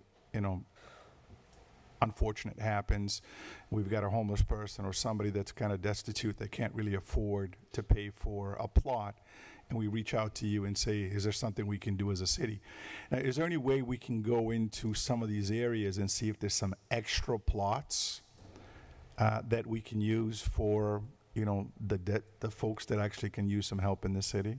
So to your point, Counselor, we do and have started generating a list. So according to state law, after 75 years from date of purchase of a plot not being used, it reverts back to the cemetery. So we have already started generating a list of plots that exactly meet that criteria. But even in some of the closed cemeteries, because I know we're not burying anybody at Union, but unless somebody actually has a plot at Union. But I'm saying if you go back into even in Union, because my wife's grandmother is buried, grandmother and grandfather buried there. So when you look at that cemetery itself, there's some of these open spots that you see. I mean, you see one stone and there's a, 20, 30 feet or so, and you just wonder whether or not there's some spots there that could be used for additional barriers in a way. So some of those are one large family stone, but they are actually, sometimes, a lot of times there's foot markers. So it may be a 12 grave lot, and there are actually 12 there, even though you only see one stone. As you know, the city took over the Union Cemetery, I believe, in 1997, I believe, after a fire. And a lot of the records were lost. So finding, similar to what we had just talked about, the 75-year rule, is difficult for the Union Cemetery. But there are some open areas at the Union. Up on the top of the hill, there's an open lawn area. Down in the bowl, there's also an open area down there. So there are some possibilities within that cemetery. And once you find those I possibilities, think there's definitely a discussion to be had there, sir, absolutely. yeah, because I'm telling you, we're going to run out of space, and I'm really worried. You and me both. Okay. All right, thank you, Mr. Carpenter. Thank you, Mr. Chair. You're welcome. Any, Councilor Nicastro? Thank you. Good evening again. If you just briefly describe for my colleagues what you told me about your directory of residents of the cemeteries. So we do offer on the cemetery department section of the city website what's called cemetery search. That allows anyone 24 hours a day, 7 days a week to try and find the location of their loved one if they are buried in a city-owned and operated cemetery. So right now we are completely up to date with the Melrose Cemetery. All those names, numbers going back to the beginning have all been entered. We are completely up to date with the Coeasett Cemetery. We are working our way through the Union Cemetery right now. Now, a lot of the smaller, what I would call sort of auxiliary cemeteries, like the Snell or the Thompson or the Leach, those records we will have to actually, they don't exist in paper form. So we would actually have to go to those cemeteries, write down names, date of death, before we could enter it into the system. I'm hoping that if anybody knows an Eagle Scout, or someone looking to be an Eagle Scout, that would be a terrific project for them. So yes, so anyone can go on and you enter the last name of the person. You'll get a list of all the people with that last name. You click on the first name, it'll show you name, date of death, date of birth, location of burial. Available to all to anybody, genealogy from wherever you want to be. 24 hours a day, 7 days a week. It's just great. Thank you. Terrific. Thank you. Thank you, Mr. Chair. You're welcome. Councilor Yaneri? Just to follow up on that, so you're telling me that we'll be able to go on and Google and find information? Is that what you're telling me, pretty much? Oh, no, this is offered right through the city's website. Off our website? Yep, so you go onto the cemetery section of the city's website. Down on the bottom right-hand side, it'll say cemetery search. You click on that, enter the last name, and all those last names will pop up. But we're not there yet, or we are there? We are there. We are are there. absolutely there. What we are hoping to do is actually make it a little more interactive. We will have to buy new cemetery software to do this. What we're hoping to do is link a map to that location so that not only do you get the name and the location, but you'll get a map of the cemetery in which they're interned and their location within the cemetery. That's It is interesting. going to require purchasing some new software, so I might be back in a couple of months. Oh. But, Okay. you know, that's the way of the world. You know, to have somebody be able to come into the cemetery with their cell phone, get it right there and walk over to So it's- the location of their it's loved one almost- is it's almost- absolutely the goal, It's like using Ancestry that they have, yeah, same way, yeah. right there. Because that doesn't really, other than, you know, where you can find where somebody is, but you don't get to that level. Yep. I gotta pass that on to the family, not, that they know where I am, but that's okay, that's not the issue, but they won't know where no one knows where all the bones are buried in the family but me, Yep. and I won't be here forever. You can search it up and it'll show you right where they are. No, that's interesting. I'll have to try that tonight when I go home. Absolutely. Thank you. Thank you, Counselor. Anyone else for cemetery? Thank you very councilors. much, Thank you. Mr. Carpenter. Madam Clerk. Treasurer Collector, Martin Brophy, Treasurer Collector.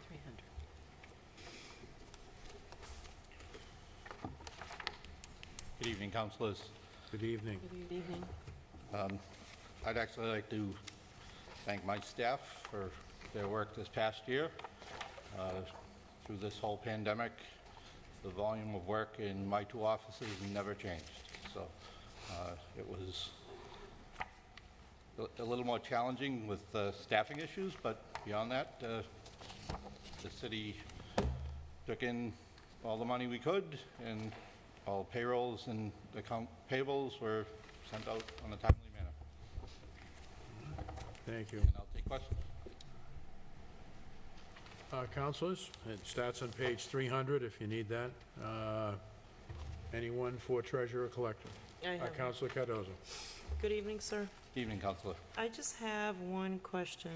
So you have 2 vacant positions right now? I do. Administrative assistants. Were they in the previous, are those new positions? No. I had one retirement in April that created one vacancy. The other position was held out of the 2020 budget.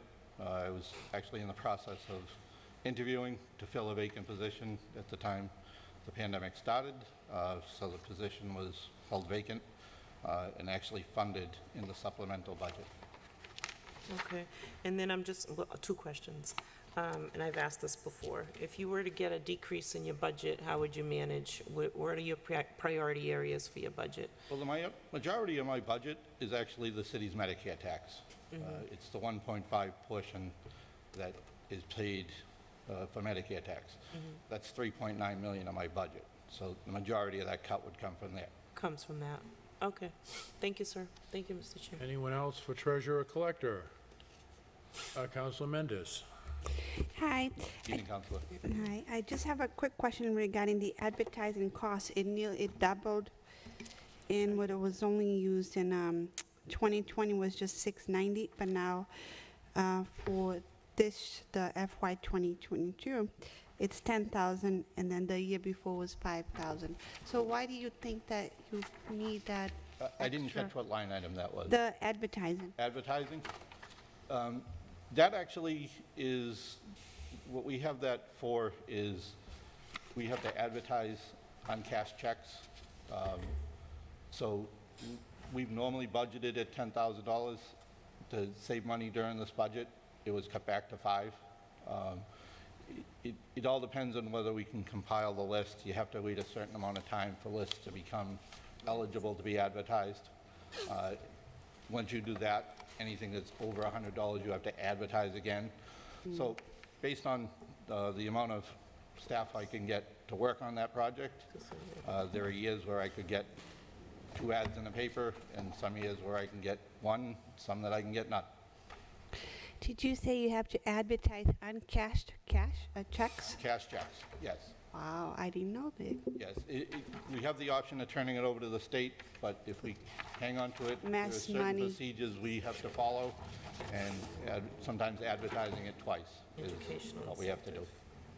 What is the time frame that you have to hold those checks before you turn them into the state, that you're required to? Well, each check goes out that is void after 1 year, so we could kind of start the process with that. Okay, thank you. Thank you, Counselor. Anyone else? Anyone else for treasurer collector? If not, stay where you are and we'll proceed. Treasurer's debt, Martin Brophy, treasurer collector. 306, councilors, page 306. This is actually the general fund portion for the city's debt. Any questions on treasurer's debt for Mr. Brophy or Mr. Clarkson? Thank you very much. Thank you. Mr. Clarkson, are you handling human resources? Do you know? Human Resources, Troy Clarkson, CFO. Thank you, Mr. Chairman and members of the council. Let me just turn to that page in the book. 213. Thank you.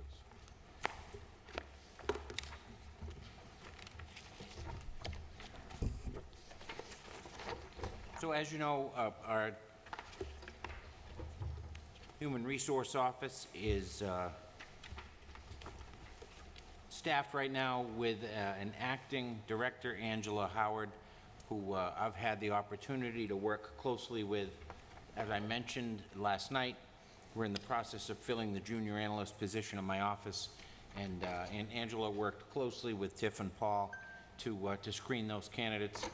She's doing a phenomenal job and has been a great temporary addition to the staff. Unfortunately, her stay was only temporary as she's moving on to another position, but it's been great to have her while she's been here.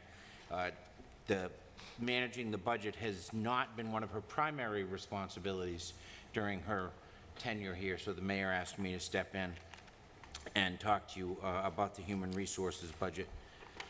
So in addition to the typical expenses in all of the in all of the departments, the human resource budget also houses some significant expenses, including, as you can see on page 218, unemployment, life insurance. That $51 million is the city's portion of our self-funded health insurance program, and you can see other employee benefit related costs there. So that's really the headliner. To preemptively answer Councilor Cardozo's question, much as Marty mentioned that the Medicare is the headliner in his budget, of course the health insurance costs are the headliner here, and so with a 10% reduction in the human resource budget, we would be unable to meet our contractual obligations to our employees to provide health insurance. There are several vacant positions within this department right now, but I do know that the mayor and his team are working hard to fill those. So with that, I'll be happy to answer any questions you have. Councilor Cardozo. I'm sorry, Councilor Azak, then Councilor Cardozo. Thank you. Good evening, Mr. Clarkson. So we don't have anybody in mind for this position. I didn't realize Ms. Howard was she hired for the position and then she left, or She was hired to provide temporary support to fill in while the search continues for a permanent HR director. I don't mean to be kind, but you know, as city councilors, we're not involved with the hiring, firing process. Most of the time, I didn't even know, we don't even know who's left or who's been, you know, hired, so I was surprised. So she was just temporary, okay. For, like, how long was she here for? I think a period of, that I'm not sure of. I can speculate, but let me be clear that it's speculation, 60 or 90 days. So it was truly a temporary fill-in to assist the city. As you know, the work of the HR department is critical to the city's everyday business.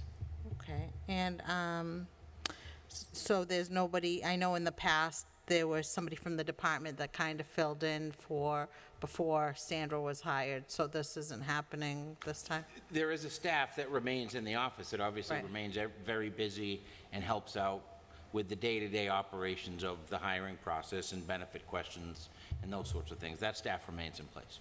Okay, so is the job still posted? Because I didn't see it. I tend to look often on the city website. Yes, I believe it is. Posted? In- Okay. In fact, I'm fairly certain that a search firm has been retained.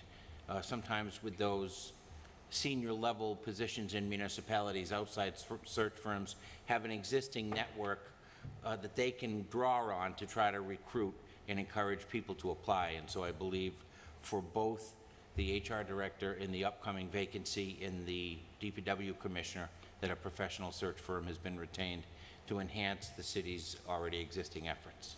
Okay, because I thought we had also hired either an assistant or the diversity inclusion man. I thought we had filled some of these in this past year, some of these positions, but they're still, I see they're vacant. I do believe that there was an assistant person that was on the staff for a short amount of time, but that person left for another position.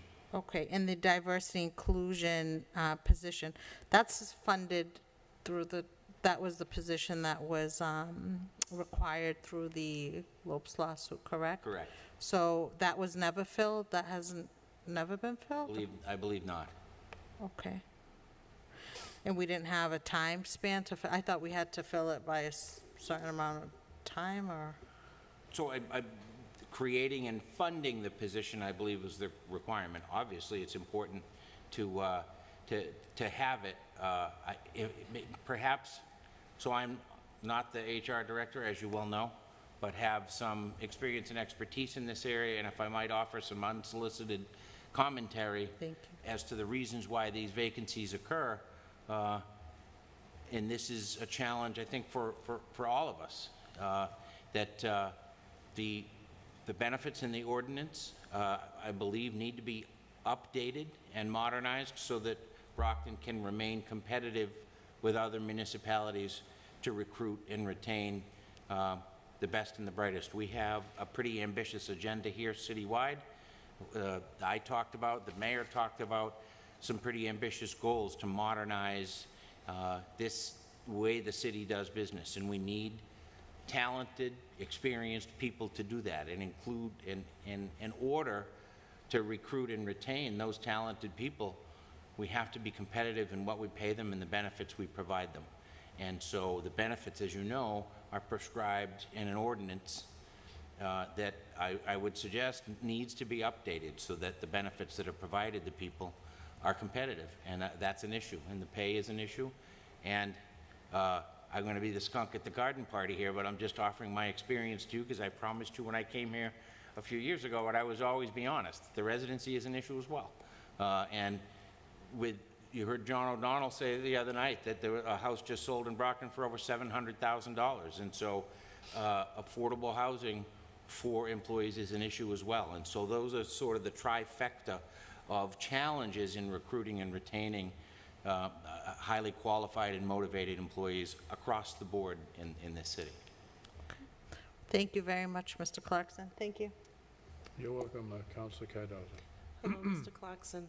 I'm so glad you said all of that, because I think that you're right on the money with that. It's the pay, the benefits, the residency that keeps us from getting qualified candidates. Residency works to our advantage sometimes, but sometimes it's to our disadvantage. And there are a lot of qualified people that live in this city, but they work in Boston. I've worked in Boston for many years as an RN because the salaries were much better in Boston than in Brockton, and I was a single mom, you know, with young kids. So especially in the black and brown communities, we're in situations where our families are not your typical family structure, and we need to make that money, and so we go into Boston. So it's not that we don't have people in this city that are qualified. They don't want these jobs because it doesn't pay enough. So you're on the money with that. The other thing I wanted to ask was the diversity and inclusion manager. You heard Mike Thomas speak about how he hired a diversity inclusion person on the city side, equity, different title, but same idea, right? And he made a huge effort to find someone that could fill that position by including people in the community. And I think this is, I'm just throwing this out there, this is not, you know, your job, obviously. But I think there needs to be a better effort to hire this person and to include people in the community. There are tons of people in a community that would love a position like this. But I think our outreach efforts for that has not been there. And we've had some candidates that have applied, but unfortunately they weren't given a position. I don't know why, but there were some candidates that I'm aware of that I thought would be good that just weren't hired in that position. The other thing that I will say, did we ever try to seek a temp agency to help us get a person temporarily? Was that what Angela Howard, was she from some sort of agency? Or because That's a good question. I'm worried that I we don't have know. 3 positions, 3 very important positions Right. opened, you know, in this department. So, I don't know, but I'll gladly find that out and let you know. okay. And what was my other question? Okay, on the consultant amount, why are we paying so much in consultant over the last couple years in this department? We went from 19,000 to now almost 190,000. So, and actually, the original placement of that money was also part of the settlement of the Lopes lawsuit, and so that money is used for diversity and inclusion training and equity training for the employees. And so an amount, I believe it was 150,000, was required, and so that money is proposed to remain in the budget to continue that ongoing training. And I do know that Sandra, while she was here, and the mayor and his team did conduct some pretty significant training for all employees that I participated in myself. And so I do anticipate that level of training and awareness to make us a more aware and equitable institution will continue. Okay, and once we hire the diversity person, they're able to conduct these trainings, could we possibly reduce that amount? Because that would be part of their job. So it would be part of their job, but I think one of the advantages to having that position and the consultant money is to be able to conduct a wide variety of trainings and to be able to do them in a wide variety of media. So, I think that's possible, but I would rely on the next human resource professional to answer that question for you in more depth. I would bump up the diversity inclusion salary and try to reduce that cost and make that part of their job, is to provide that training. But Point who well am I? taken. I will certainly bring that back. And then my last question, you know I'm going to ask this, is about the self-insured. We talked about this. You said you would look into it for me, about the city buying into the state GIC to save us money. We talked about previous administration and our previous CFO, Mr. Condon, who I said was on board with it. So is that something that you will continue to pursue for us, for the public who says that we're spending too much being self-insured? Yes, of course. As I noted to the counselor both at the previous meeting and in a conversation that we had subsequent to that, I've asked our health insurance consultant, who analyzes what we call the usage or utility of our insured employees. Every month we get an analysis of how much the health care has cost. And so that consultant, who has significant expertise in this area, is conducting an analysis for us. As I did mention to Councilor Cardozo, at this point, that analysis is academic, as we are committed in a binding agreement to continue with the city's self-funded health insurance program for at least the next 4 years. But it's certainly a worthwhile endeavor to take a look at what that cost shifting would be under a potential change to the GIC. Okay, thank you, Mr. Clarkson. Thank you, Mr. Chair. You're welcome, Councilor Yaneri. Thank you. Thank you, Mr. Chairman. Mr. Clarkson, just a couple of things just to follow up to what's been mentioned by a couple of my colleagues. And you're a smart fellow, I know you are, because I interviewed you, and that's why you're here. But one thing that disturbed me a little bit, too, in the last several months is the fact that so many people that did leave, retired, or however, council was never mentioned, it never got mentioned to the council at all. And I would hope that you just happen to be standing in the human resources steps right now, but in the future, I would like it, to be that the council does find out, not to hear it through the bzzz, the minute you come in the door, this one left, that list, because it's just, it makes us feel like we're the counselors and we come in and we're listening to things and how true it is, and you almost pick up the phone and you want to, do I call another counselor or are they going to call me? And, Counselor Azak's true, because, I never even knew when the auditor left, and that's not an issue that we're discussing because that's personnel, but still, I never even knew that position became vacant as well, and I just think it, and I never even knew when the human resources was leaving until she happened to come up to me one day and say, I'm leaving next week. Okay. Another position I had interviewed when I was council president that year. So I just, just bothers me a little bit that hopefully that you can take a look into that and, future of that we're at least giving something, even if it's a confidential email to us, just so we know. Just a little heads up if you could pass that on. The other thing I'm just going to mention, I think that whoever comes in as the next human resource director, person, however, whatever title, we've got to take a look at what we've got to do to move residency out somehow, some way. We have to. I said that in my last year, even before you came on with when I was council president in 2018, when God rest his soul, Mayor Carpenter was here, and I told him something has to be done.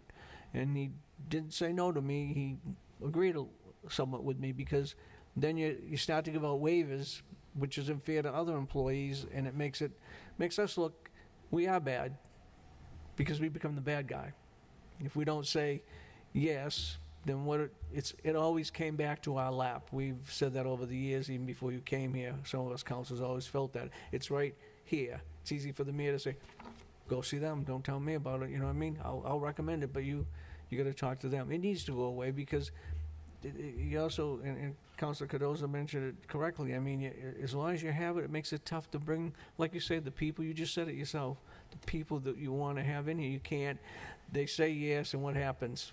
Couldn't find the right home, nowhere to locate, you know what I mean? I know what school the kids were going to be going to. It makes it tough, and the next thing you know, they leave. So just something I hope that you can take a look at, down the road, when even when we do get somebody, and I hope we find somebody, soon enough. Thank you, Mr. Chairman. You're welcome, Councilor Rodriguez. Thank you, Mr. Chairman. This isn't a question, but basically a comment, since we're in the comment stages of this particular line item. I mean, let's be realistic. Our human resources individual left because of financial issues. And we tried in this body to bump up the pay of that position, and it failed miserably in a way. I think it was 6-4, 7-4, whatever the vote was, just to bump it up a little bit so that it's more comparable. One of the things that we heard is that, well, we can't bump this position up because so-and-so that's on this other position, makes this much money versus that money. And for as long as we continue to do that, because I worked at a hospital here in the city, I had a lot more people that came into that building because they came to see me for the purposes of going into the hospital for services.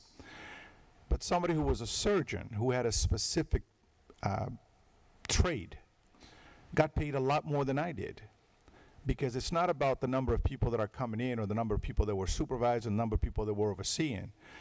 A gunnery sergeant in the military, in the Army, in the sense, oversees a ton of people. But a lieutenant sometimes gets paid more than that person, because it's about the title, it's about the position.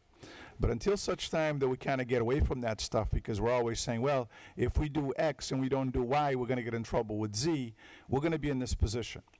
The issue of residency is an issue that the voters voted on. So if we are going to talk about changing residency, I think we owe it to the voters that overwhelming voted for residency in this city, to put it back to the voters to decide whether or not they want residency or not. But for us to sit here and try to and try to kind of skew the whole process and kind of get away, try to, mix and match in the sense, I think we're wasting time, because residency is a good thing. But unfortunately, it's not equitable. It's not across the board. I mean, the teachers don't live in the city of Brockton, but yet we have a residency for other positions. I think we can be smart enough to look into specific positions that we need to get the right individuals to do this without having to bust the whole process. We can do both. But I think we also need to make sure that once we get the right person here, we're not playing games versus because John, my friend, who's been here for 100 years, only gets paid this much versus somebody who comes in with a triple PhD from whatever that should get paid this much. So I think we can't compare, because we're comparing apples and pineapples, not apples and oranges. It's not the same fruit. Somebody who's a specialized human resources individual should not be compared to another department head that basically might not have the same skills required to do the job that they deal with. But as long as we continue to foster that same mentality in the sense that we're going to come in and say, well, everybody needs to be at the same level. You know what? Not everybody is a surgeon. Some are nurses, some are doctors, some are whatever in that hospital. But we have to make sure that we're honest about it, that we cannot let personality sometimes dictate what we do, which happens here way too often. And we get a good person to come in, and because we play these games financially, so-and-so promised me this, it comes to in front of the body, and then we can't do it because we're upsetting this group, upsetting that group. Either we do the right thing or don't do it. But we can't sit here. Again, I know we blame it all on residency. We can't continue to blame things on residency because the taxpayers and the voters of this city told us this is what they want out of their government, and I think we need to respect that. And if we have a problem with that, then we go back to the voters and say, can you change your mind about this? And if they come back and say, no, you're going to do it this way, it's up to us to do it that way. Either we're sitting here because we wanted to sit here, or we don't. But we can't sit here and play these games and then kind of blame it on residency, because there's plenty of good the residency brings to this community, but at the same time, we have to respect the voter. I'm going to get off my soapbox, and thank you, Mr. Clarkson. Thank you, Mr. Chairman. All right. Anyone else? I just had, go ahead, Councilor Yaneri. No, I just wanted to, just a quick follow-up on Councilor Rodriguez, because he is pretty much correct in what he is saying, but just keep in mind, when the voters voted for residency, what they voted for in 1992, I think was, Councilor Farr, when you became mayor, I think it was the year you were elected, is not what's on the playbook today, because it was supposed to be adhered to everyone, and it didn't happen that way, because under the unit's administration, it got twisted and firmed and turned and twisted and totaled to a different such thing. So that's what makes it different. Send it back to the voters is the correct thing to do. But what they voted for, they think they voted for what's implemented now is far, far away from it. Far, far from away from it. I just wanted to make my opinion on that one. Thank you, Mr. Chairman. Well, Mr. Clarkson brought up residency, but I'd like to get away from that for a minute and just give you some facts. The Diversity and Inclusion Manager was advertised on the Mass Municipal Association website in addition to other places. It was advertised at $62,000 to $76,256 in 8 steps. If you take a look at the school department budget book, they stay current with salary levels. They spend time to look at this position is here in Brockton with this scope of responsibility, and in other communities it pays this. We're the fault that we're having trouble recruiting and retaining people. Because let's face it, and I shouldn't even be talking about this in an election year, we're here worried that, oh my God, if we increase someone's salary to what is a fair and objective level, we'll get crucified in social media and we'll get voted out of office. And we sit here like timid little mice, and we don't introduce an ordinance to change the salary levels, and we don't do anything to try to retain the people that we have. We're looking for a city auditor. Thank God we have her, because the salary level for a city auditor is $94,000 to $114,000. Again, I refer to public safety salaries or the budget book for the school department. The maximum you could pay to someone coming in as an auditor, which is step 2, I think beyond step 2 requires council approval, is $98,392. For a $500 million corporation, to make sure that a $500 million gets processed and spent appropriately in compliance with state laws, federal grant guidelines, local ordinances. I mean, we're the ones that have to get real. And I hope we do it. I would prefer not to hire the Donahue Institute, but I think what the council needs to do is say to the mayor, give us money and let us hire an outside consultant firm to go through all of these different positions, including poll workers, including other positions in the city that we know are critical, and come back and give us a report. That way, no one can say it's political, no one can say, oh, they're favoring a certain group or a certain person, but it really has to be done, because we're very lucky people have stayed here, and we are going to continue to find it very difficult to recruit the best and the brightest if we all sit here frozen in timidity. And I guess I'm on the soapbox tonight, and I'm sorry, but, you know, if Anne Marie, if the auditor left tomorrow for a better paying job, who here could fault her? Who here could say, whoa, how could you do that to us? Well, you know what? She's got bills. She's got responsibilities. And the same is for the diversity and inclusion manager. I mean, that person should be well-paid, master's degree, extensive training. That is an important position in a city like Brockton. So, again, I've taken up what's called filler time when we get off topic, but I spent a lot of time looking at our salaries, and this was 2 or 3 years ago. We haven't raised salaries for ordinance positions in 3 years. The last raise they received was in July 1st, 2018. We're coming up in July 1st, 2021. And Mr. Clarkson, you and the mayor, along with us, we need to do something about that. It's a serious issue. Amen. Because you're losing, look at the people we're losing this year at the end of June, and we're recruiting with a salary level that I would respectfully say is woefully behind the times. So I'm sorry, councilors, to get passionate about that, but, you know, fair is fair. Someday someone's going to say, wait a minute, I'm doing the same job as someone on the school side. I'm getting paid this, and they're getting paid that, and, you know, how about equal pay for equal work? Mr. Chairman. Yes. I think that's one of the reasons why we had discussed that this body needs to have a personnel committee to seriously look into some of these issues, because otherwise it's going to keep coming back full circle.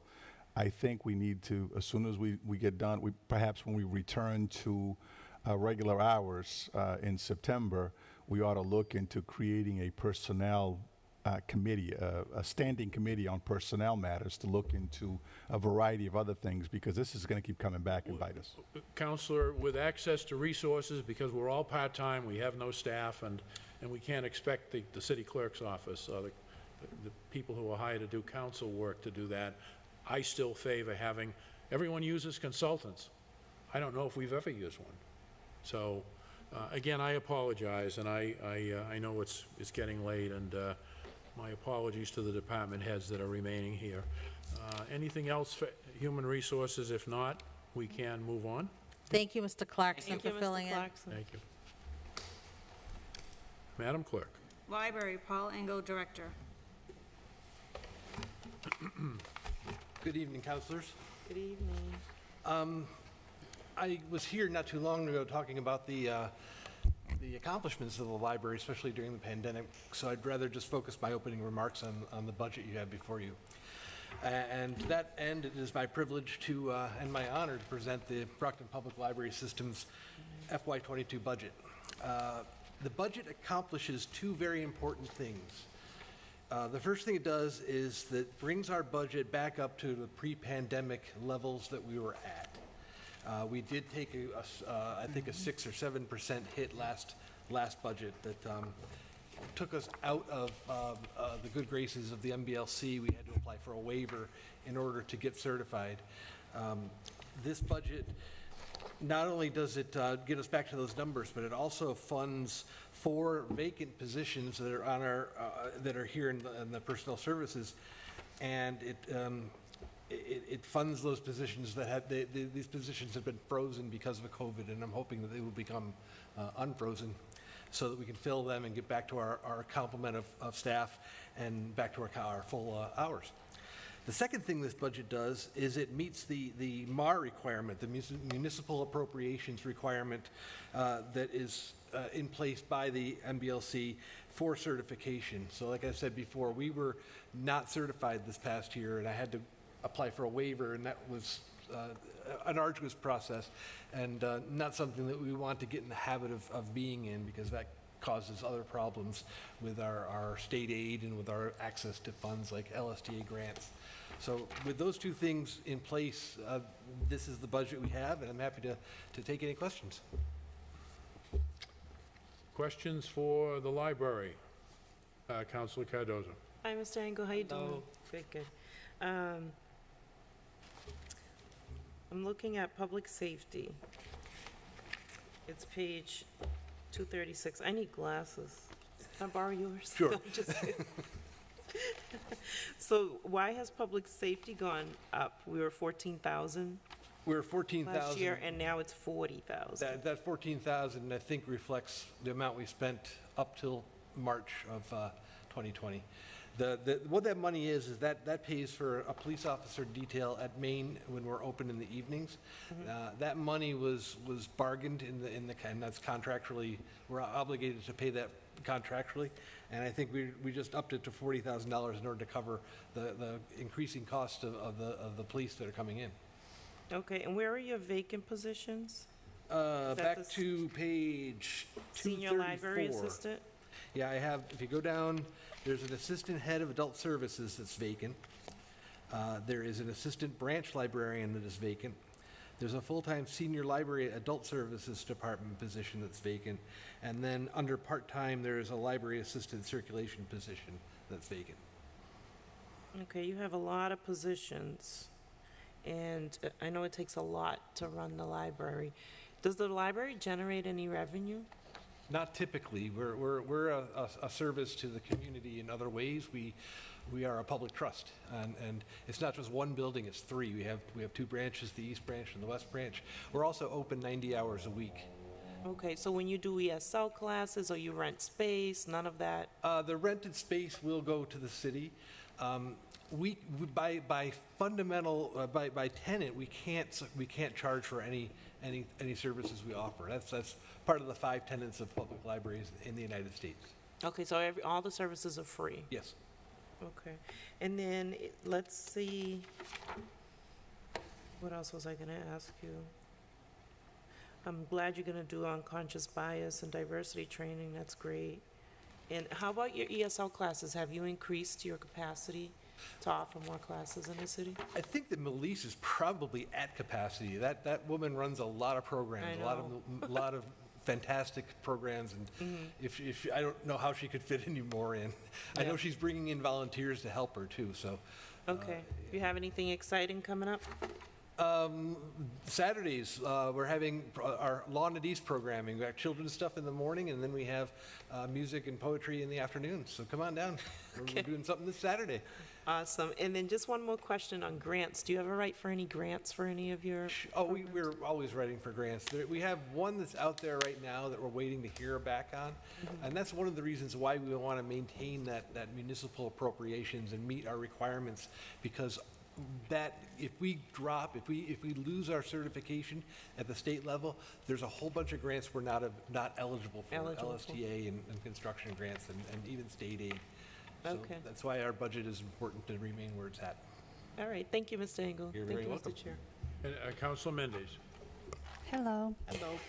The cost for, in the budget for separation costs is very high. It's $176,800. We were just talking about people leaving. Is that something that you foresee is going to be That's on page 236, under separation costs. Oh, the separation costs, we are anticipating some retirements this coming year. That number does look high. I don't know if it's just because we're hedging our bets. I mean, if we don't spend it, it goes right back to the city, but I know there are a few, if not more than a few, retirements coming up. We were just talking about people leaving, and you have some vacant position, and there's going to be more people leaving. So yes, we do have to do something in order to make sure that every department is properly staffed, because it's always a burden when people leave. But thank you for your service, and I always enjoy the library. That's how I put myself through school, because that's the only place I could find was a quiet place with the computer access and be able to. So I really appreciate the library so much. I'm going to have to ask you for your, offline, I'm going to have to ask you for your story, because I love to have those narratives in my back pocket. Okay, thank you. Thank you so much, Mr. Chairman. By the way, Director Engel, would you introduce our trustee in the back that's been sitting here faithfully? He's a brand new trustee. You've been here for, I don't know, it was your first meeting was yesterday. Learned a lot. Yeah. Well, thank you very much for serving. Anyone else for library? Thank you very much. Thank you. Don't you wear your hair like that?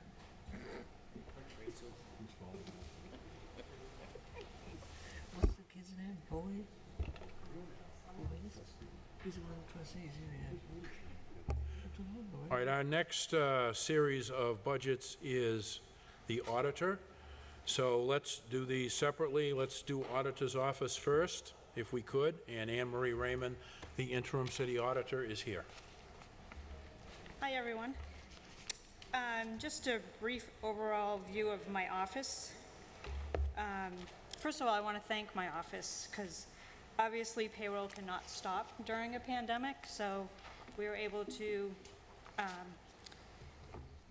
do everything. We learned to do a lot from home on the computer.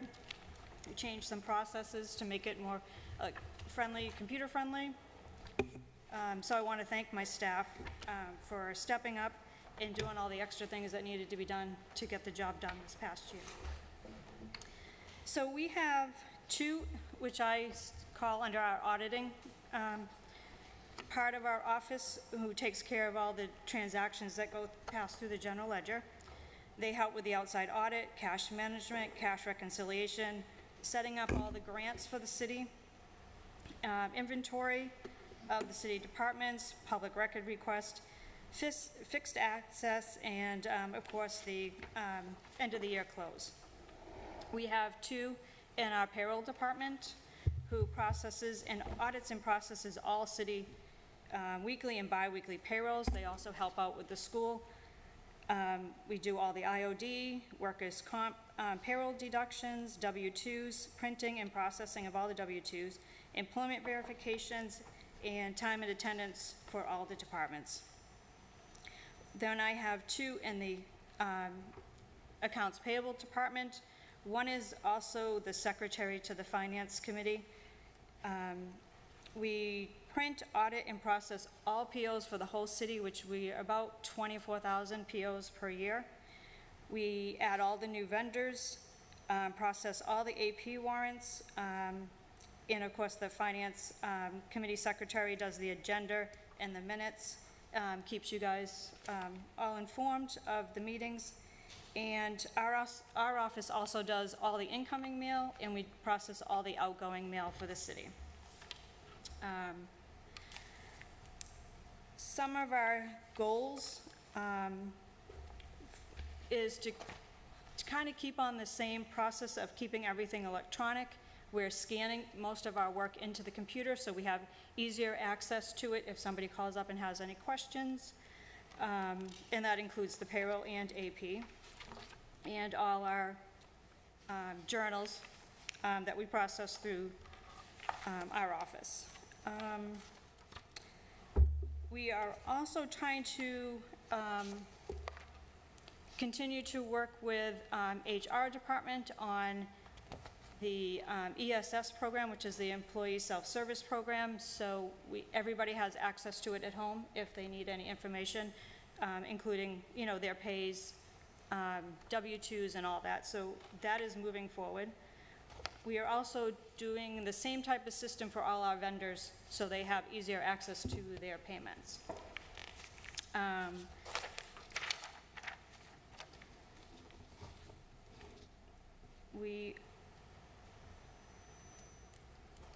The chart of accounts, we have been working with finance on, as you noticed in the budget books, we're trying to update and make it a little bit more transparent, and all of the general ledger accounts.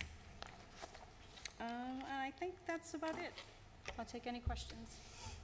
Questions for the auditor, and you'll notice the mailroom and other items are all on those pages from 107, 108. Telephone, auditor telephone is on 108. Councilor Cardoza. Hello, Anne Marie. Hi. I hope I can call you that instead of Miss Raymond. Yeah. It just flows better, Anne Marie. So we haven't really been introduced to you in a formal fashion, which is concerning. I wish we would have done that a long time ago when Mel left. And she would sit in on our meetings. And also we would reach out to Mel, I would speak for myself, when we had questions, and if we wanted to sort of have some checks and balance between auditing and the CFO's department. So I feel like that, and I know we went through a whole pandemic and things have been tough, but I feel like that the relationship between the auditor and a council should be a very close relationship. And I'd like to see us go back to that type of relationship that we had with our auditor. Do you have any idea what's going on with the position, for the auditor position? I spoke to the mayor today, and he is working on the job description and putting it out for advertisement. Okay, why has it taken it so long? You'd have to refer to the mayor, not 100% sure on that. Okay, and then my other question, let's see, auditor vacant. Can you explain what the auditing line item is on page 107? Certainly. That is to conduct our audit for the year. CLA is our audit firm right now, so they do the single audit and the financial. And we also have an internal auditor that works in my office 2 days a week. And he helps with all the processes of the Schedule A, the tax recap, and any other things in the office that we need to have done. Okay, and when was our last audit, internal and external? CLA and internal? We are just finishing up fiscal 20 now, and we'll be right back in as September into fiscal 21. Okay, and are those reports that councils have to ask for? Is that something you can provide? Once we finish them, we put them on the website. You just put them on the website, but there's no email sent to the council or anything sent to the council to alert them that that report is ready? I do not believe so, but we can definitely do that once it's finished. I can send out an email. I think it would be useful. Certainly. I think like we've all said, we're all overworked and underpaid, so oftentimes, we may miss things like that on the website. So I think it would be useful to alert the council when there is a report like that. Certainly. Okay, and let me see, what else did I have here? The telephone costs, I think the CFO explained that everything's going through your department now, and that's why there's an increase there? Yes. Okay. And postage. We pay $1 gazillion in postage. Why is that cost so high? And is there a way, I could care less if you guys mail me the stuff at home. I think it's a waste. I can get it online, on email. Why aren't we using email more for stuff to save on postage? Some of it's confidential, so we weren't putting it out on an email, but that is part of the ESS system that we are continuing to put out there. So everybody their paycheck, you would get an email saying that your paycheck has been direct deposited. You could log into your ESS and receive all that information instead of us mailing the remittance to you. So that's going to happen? Yes. Okay, what other ways are we trying to save on postage? Do you know? The same thing with the vendors. We are setting them up. It kind of got held back a little bit during the pandemic, but we are starting to do the same for the vendors, so we would not have to mail their checks. They would get them electronically, and we would send them a remittance to the email. Okay. All right, thank you. I think that's it. And thank you for filling in You're welcome. as assistant. All right, anyone else for the auditor's office, or auditor mailroom, or auditor telephone? If not, we'll go on to retirement non-contributory. We, we have one person left on the non-contributory. It's $929 and something change every year. Once this person, delicately say, move on, that will end. Any questions? Nope. Just an FYI, well, strike that. I know I think there's a headhunter firm that's looking for the auditor, if I'm not mistaken. I believe that's the direction he's going to move now. Yeah. Pardon the expression headhunter, but, anyone else? All right, thank you very much. Counselors, that concludes this evening's work. I have said it, now it'll be the third night in a row. I appreciate the preparation, I appreciate the attention to detail. I think we've done really well this evening, and we will stand in recess until tomorrow evening at 6:30.